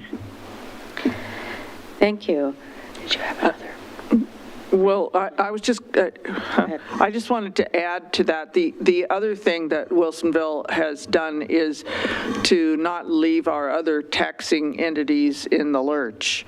So they have been included from the get-go in the projects. The school district and the fire district especially, we included in the urban renewal plan the items that would impact, where they would have a direct impact. So we did the street improvements for the middle school, for instance, and a bunch of other things like that were part of urban renewal, paying for those because the school school district was being impacted by increased number of children, et cetera. So we stepped in. Same with Villebois when we paid for the sprinklers out of urban renewal to reduce the impact on the fire district. So from the get-go, it wasn't like the fire district had to wait until the district closed in order to see some positive impact. We included projects specifically for the taxing entities in the urban renewal from the beginning so that they wouldn't be left in the lurch in that interim period. So I think that's the other thing that Wilsonville has done differently than other places. Okay, well, thank you very much. And I think if that concludes our discussion, we are ready to move to a vote. Do I have a motion to adopt Resolution 3012? Your Honor, I move to approve resolution number 3012. I will second. Motion's been moved and seconded. All in favor of Resolution 3012, say aye. Aye. Aye. Motion passes 3-0. Will the city attorney please read resolution number 3013? Resolution number 3013, a resolution of the City of Wilsonville adopting the Town Center Infrastructure Funding Plan. And we have a staff presentation by Ms. Rybold. Thank you for waiting for us all evening. I had a great lead in there, so thank you. Good evening, Mayor Fitzgerald and councilors. Give me one moment here. I'm going to swap presentations and get that set up for you. I did think that was a beautiful graph, the one the tax increment graph. That was up previously. I mean, it was very good demonstration of how tax increment financing works in a one picture. All right, there we go. I'm Kim Rybold, a senior planner here with the City of Wilsonville, and joining me tonight is Todd Chase of FCS Group. We are here to present for adoption the Wilsonville Town Center Funding Plan. In a similar manner to the presentation you just heard on the Urban Renewal Strategic Plan, this plan is really intended to be a framework or a guide of how we're going to move forward and look for funding mechanisms to pay for a number of the infrastructure projects that were highlighted in the Town Center Plan that we adopted in 2019. And so, as you heard, urban renewal is one of those key components. We're going to just quickly walk through here the different strategies that we examined through this process, have those for the record. And that being said, I do want to acknowledge we did have a work session with council back in October. The document before you is substantially similar. However, we did make some modifications to acknowledge some of the conversations we had around other projects that could be considered with urban renewal. We can highlight those at the conclusion of the presentation. But with that, I'm going to turn it over to Todd to walk through things. Thank you, Kim. Yeah, you can see from this picture, the town center is being planned to be a real vibrant place to live, work. recreate. It's an exciting plan. I've seen other communities come up with downtown plans like this and actually see them get implemented in the last couple decades in Oregon and Washington. So this is a real exciting step. Let's walk you through some of the findings and recommendations tonight. As Kim mentioned, we had a work session not too long ago, and with input from the council at that time, we made some refinements to the draft plan that is now being finalized and presented tonight. The objectives of the plan were to evaluate market trends, take a close look at the development program that's included with thousands of housing units and office and some retail and service uses as well, and begin to put that on a timeline based on some current market findings with regard to multifamily housing, the pace of demand and absorption in the region, as well as office and retail, and the challenges we're seeing in those two sectors, but then increasing demand for service uses, especially as you add additional residents, you're going to have some greater demand for business and services for existing businesses as well as new ones. So took a close look at that. We did spend a good deal of time and effort on updating the public facility capital costs that were included in the adopted town center plan. And this involves some engineers from David Evans Associates working with city staff, city public works staff, and others from the city to fine-tune those estimates, bring them in today's dollars. As you know, costs have gone up considerably since the town center plan was adopted a few years back, so we had to bring those up into 2023 dollars. We took a look at different funding sources, both existing and potential, and evaluated those with senior staff from city departments, community development, planning, economic development, finance, public works, a number of meetings over the last several months to fine-tune and evaluate the expectations for existing funding and to begin to evaluate potential new funding sources as well. We conducted a preliminary urban renewal area analysis of funding and potential for funding from a potential urban renewal area. It's by no means the detail required for the next step that was just discussed in the prior presentation, which will get into far more detail than we got into. But we do feel confident in our numbers being probably in the 80% confidence range right now in the funding potential for the urban renewal area. And we've prepared this document for you tonight. Next slide, please. This slide shows a number of roadway projects in yellow, bicycle and pedestrian projects in pink, and park and linear trail projects in green. All these projects are important to accommodate future development within the town center, to accommodate full build out of the town center, and will be needed to be phased in over time. And so the next slide, please, Kim. This slide begins to show the cost of building those projects, at least from the city's point of view.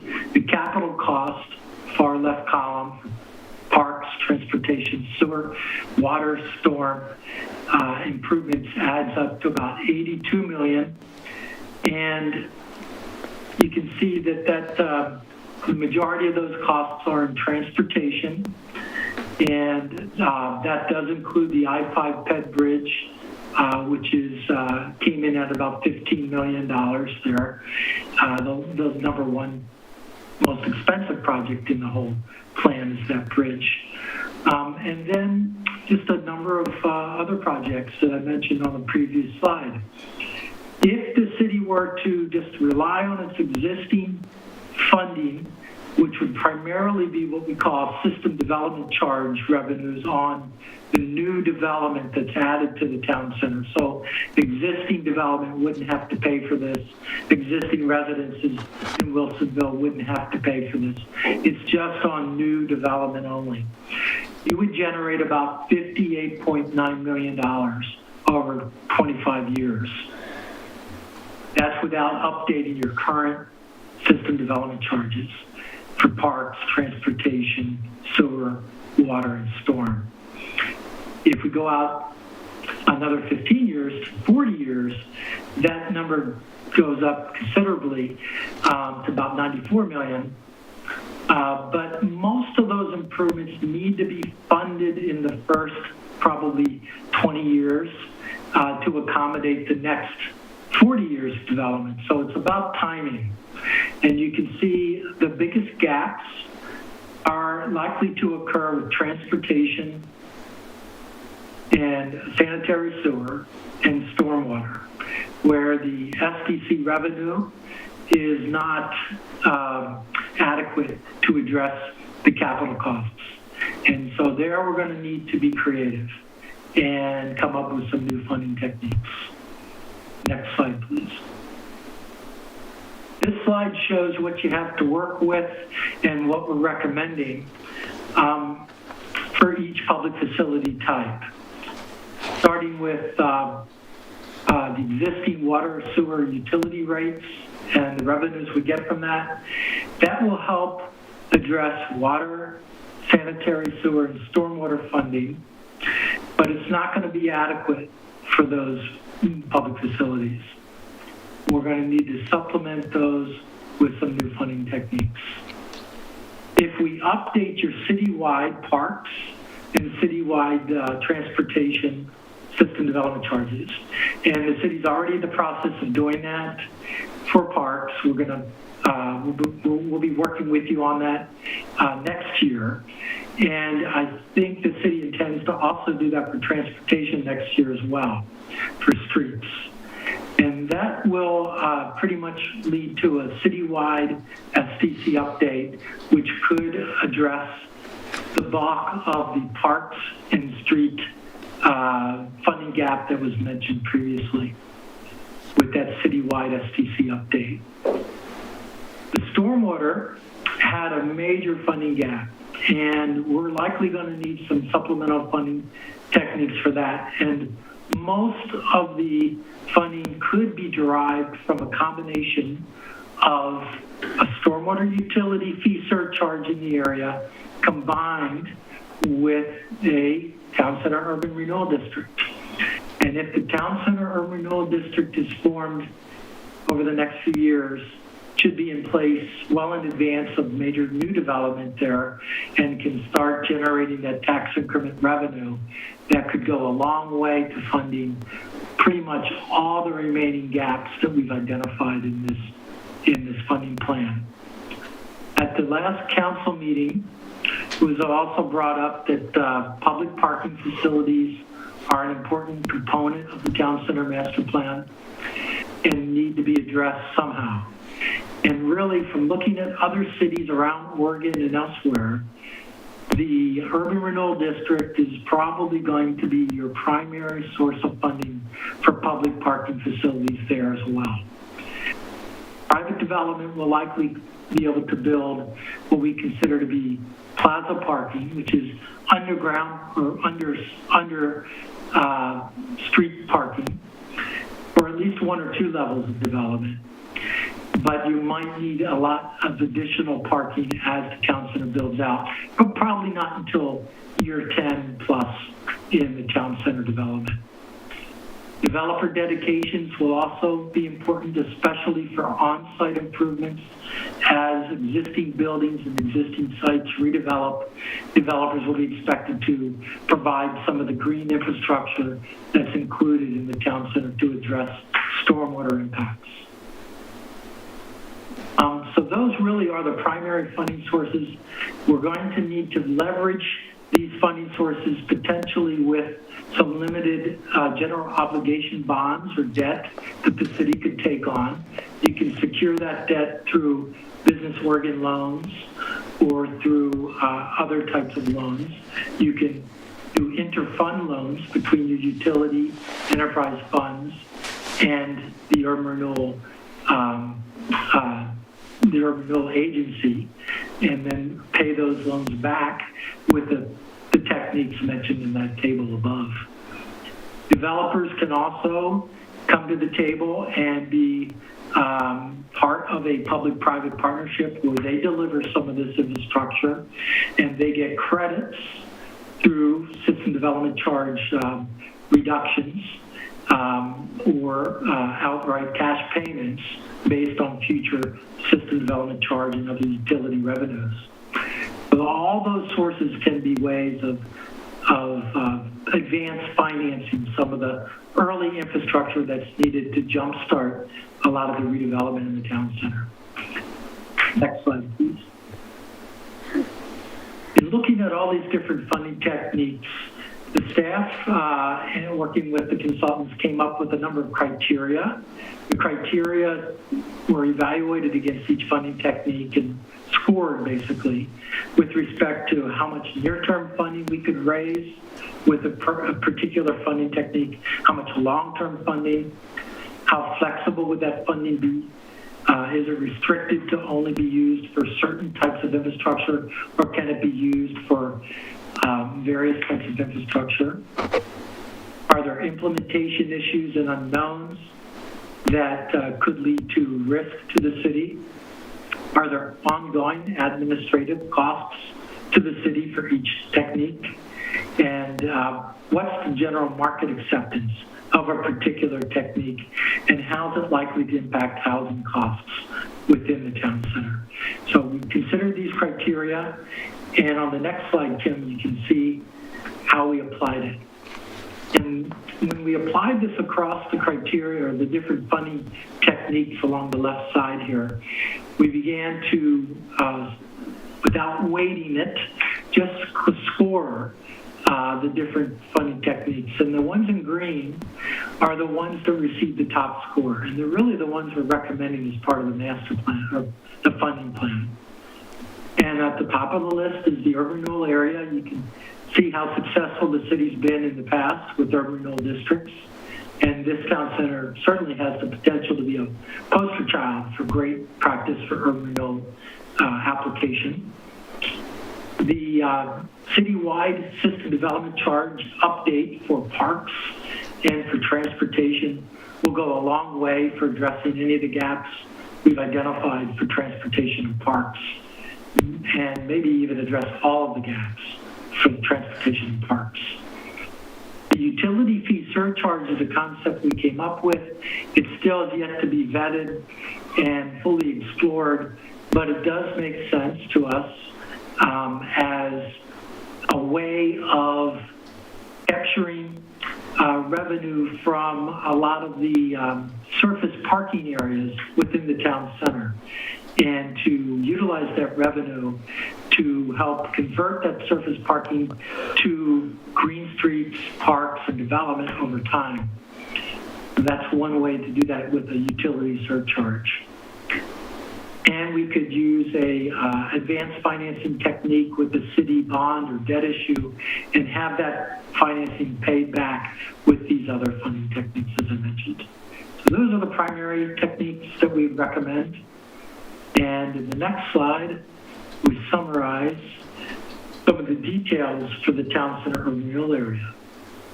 But this was kind of an interesting one to look at, where we don't necessarily have one or two sites that are going to redevelop. We have several. And so we picked a preliminary boundary shown in gold here, and we conducted what we call a redevelopment analysis, where we just assumed that the existing tax lots would someday reach the current assessed value of the tax lots that are already developed within the town center or adjacent to the town center.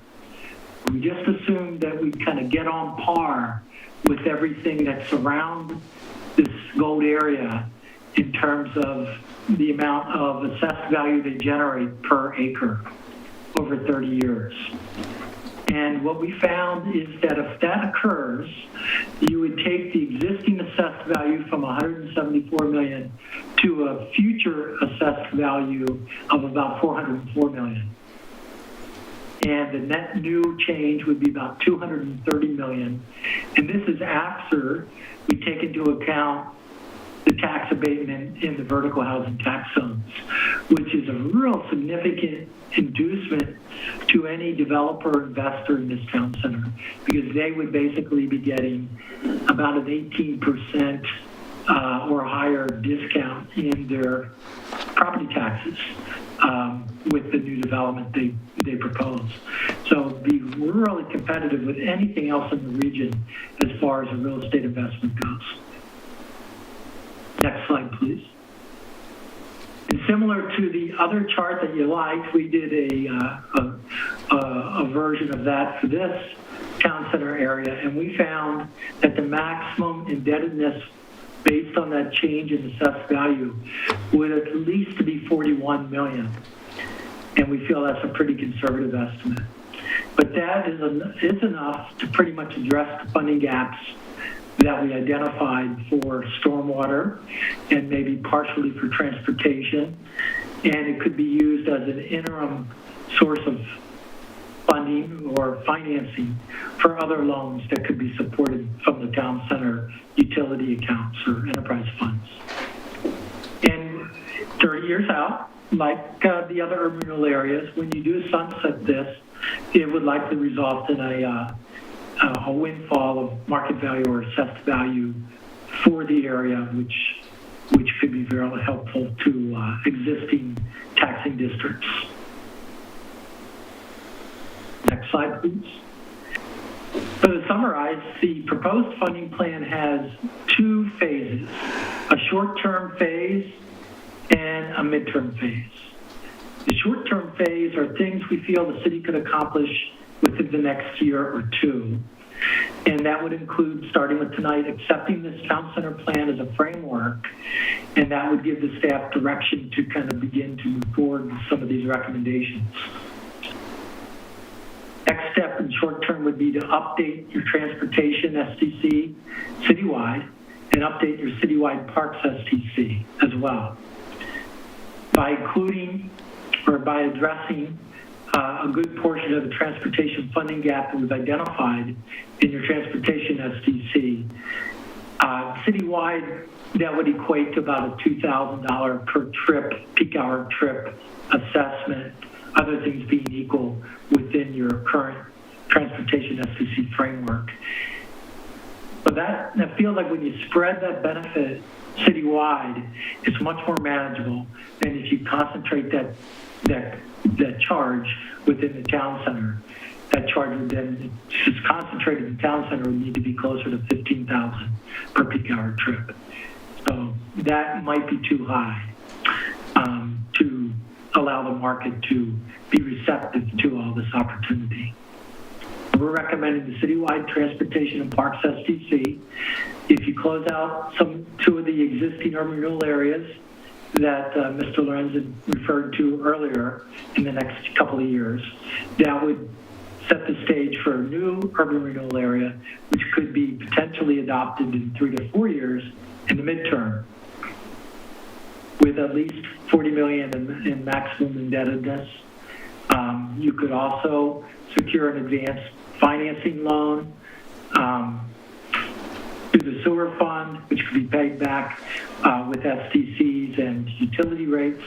That would be enough, the 3.4 million, to put into place the capacity needed to serve probably at least 10 years of development in the town center.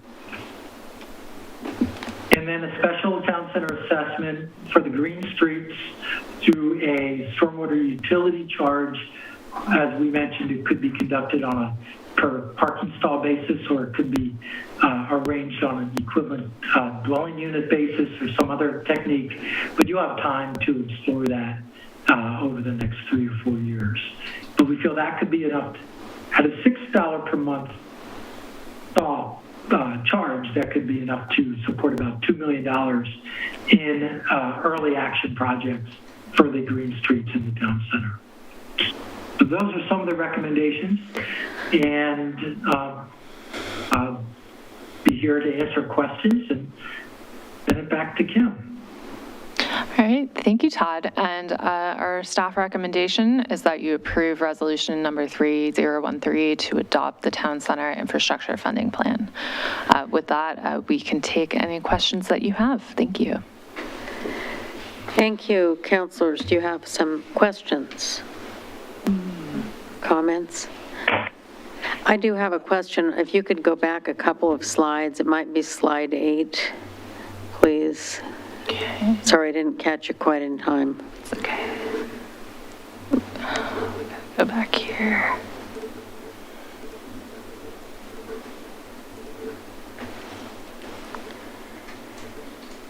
It was the one about the, I guess go forward, it talked about the assessment per parking stall. No, it was number 10, that's right. Okay. So could you elaborate on how the $2,000 per peak hour trip works, the mechanics of that, please? So in this case, we've assumed that the funding gap for transportation is about $16.4 million.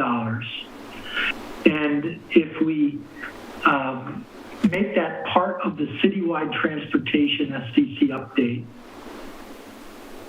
we would then take that amount and we would divide it by the change in citywide trips, peak hour vehicle trips, that's projected to occur over the next 25 years. I see, okay. And that equates to about $2,000 per trip. So that would be, if everything else stayed the same in your existing citywide transportation STC, that's what we would need to collect citywide to fund that $16.4 million gap. Thank you. And then I do want you to back up to number 8 now. I realize I did have a question on that one. I just wanted to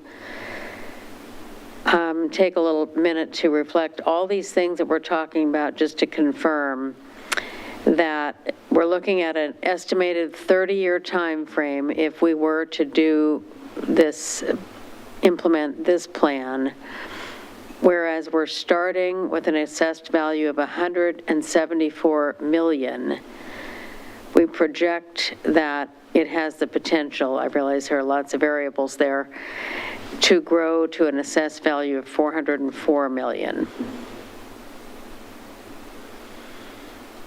And that does seem to be, I appreciate what you're saying, that that's a significant potential, and it's in line with some of our other very good performances.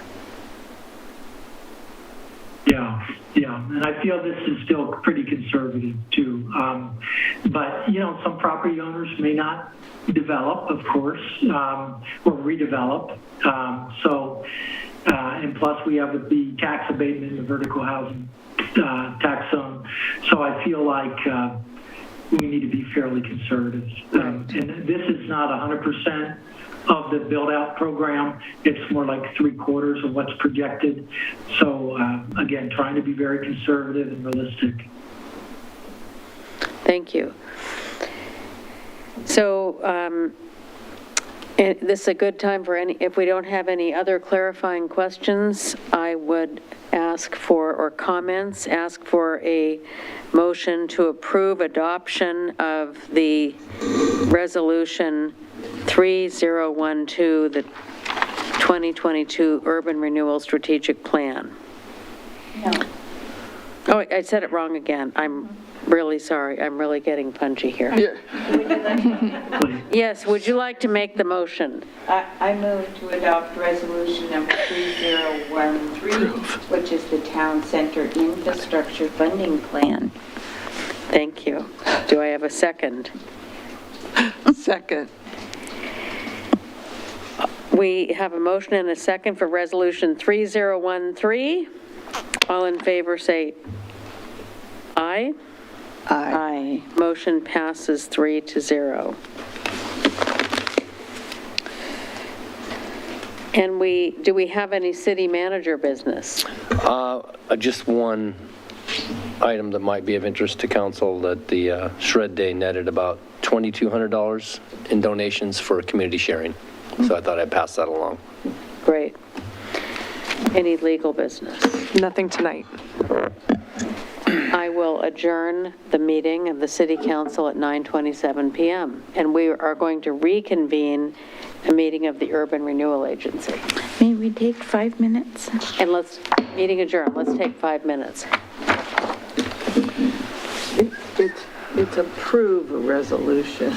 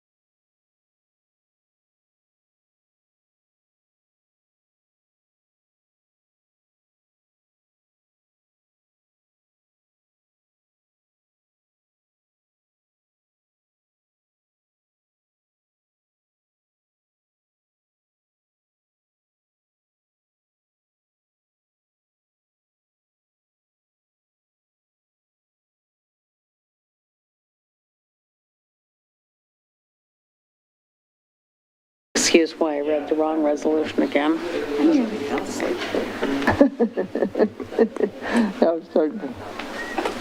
Okay, did we get the blink? Did I miss it? Okay. Nope, that was it. Call to order a meeting of the Urban Renewal Agency. Will the agency recorder please call the roll? Member Linville. Here. Member Lehan. Here. Chair Fitzgerald. Here. Member Ockerville and Member West are excused. May I have a chair, or I don't know how to call you. I was told I could call you, Your Honor. Okay, may I have a motion Even though you're a chair. May I have a motion to approve the following order of agenda? Your Honor, Chairness, I will move to approve the following order of agenda. And I will second that. The motion has been made and seconded. All in favor say aye. Aye. Aye. Motion passes 3-0. This is a time for citizen input. Do we have anyone waiting on Zoom and we have no one present? Thank you. We'll move to the consent agenda. Will the city attorney please, or will the agency attorney please read it? URA Resolution Number 333, a resolution of the City of Wilsonville Urban Renewal Agency authorizing the city manager to enter into an intergovernmental agreement between Clackamas County, Washington County, and the City of Wilsonville related to the Stafford Road at 65th Avenue temporary traffic signal and traffic control changes at 65th Avenue at Elgson Road project, and minutes of October 17, 2022 Urban Renewal Agency meeting. Thank you. We were provided with a lot of detail about this in our packet. And therefore, I don't believe we have need to discuss it. Seeing none, may I have a motion to approve Resolution 333? It's the consent agenda. I mean, I'm just really punchy. I'm sorry. Your Honor, Let me start over. May I have a motion to approve the consent agenda as read by the by the agency attorney? I move to approve the consent agenda as read. I will second that motion. Motion's been moved and seconded. All in favor, say aye. Aye. Motion passes 3-0. That brings us to new business. Will the agency attorney read the resolution? URA Resolution Number 332, a resolution of the City of Wilsonville Urban Renewal Agency adopting the 2022 Urban Renewal Strategic Plan as recommended by the Urban Renewal Task Force. Thank you. We have staff member Mr. Lorenzen. This is the same thing that we've already done. Yeah. Given that the members I have observed that they have read this with great detail and have discussed it. I would like to ask if you would like more of a presentation. No. I don't believe we need one. You have enough? We had a But I just have a question. wonderful This presentation. is a perfect time for clarifying questions. Okay. How can we have two items that are identical that have two different resolution numbers for two different agencies, right? I mean, two different, yeah. The numbers go with the entity. Yeah. Okay. And they're separate entities, so they have to have separate numbers. We have nothing to do with that city council. They're sequential, and they come from the city recorder. She issues them to the city of Wilsonville and to the Urban Renewal Agency of Wilsonville. So we are adopting the same resolution that the city of Wilsonville already adopted. Yes, so each entity is the city and the Urban Renewal Agency. Yep. Yes. Thank you. And this guy looks a lot like that guy we had But previously. He's different. Agency staff member Lorenzen. I think whether or not this is necessary is debatable, but as a matter of precedent in 2014, it was We always do that. passed by resolution in both entities, and so we're continuing. Well, I would think that someone who was watching in great interest at 9:38 in the evening would ask that question. Thank you, Councilor Linville. So with that, Madam Chair, I'll do it different every time. Madam Chair, I move to approve URA Resolution Number 332. And I will second that motion. Thank you. The motion's been moved and seconded. All in favor, say aye. Aye. Motion passes 3-0. Urban Renewal Agency. Do we have we have no further business. Meeting is adjourned at 9:39.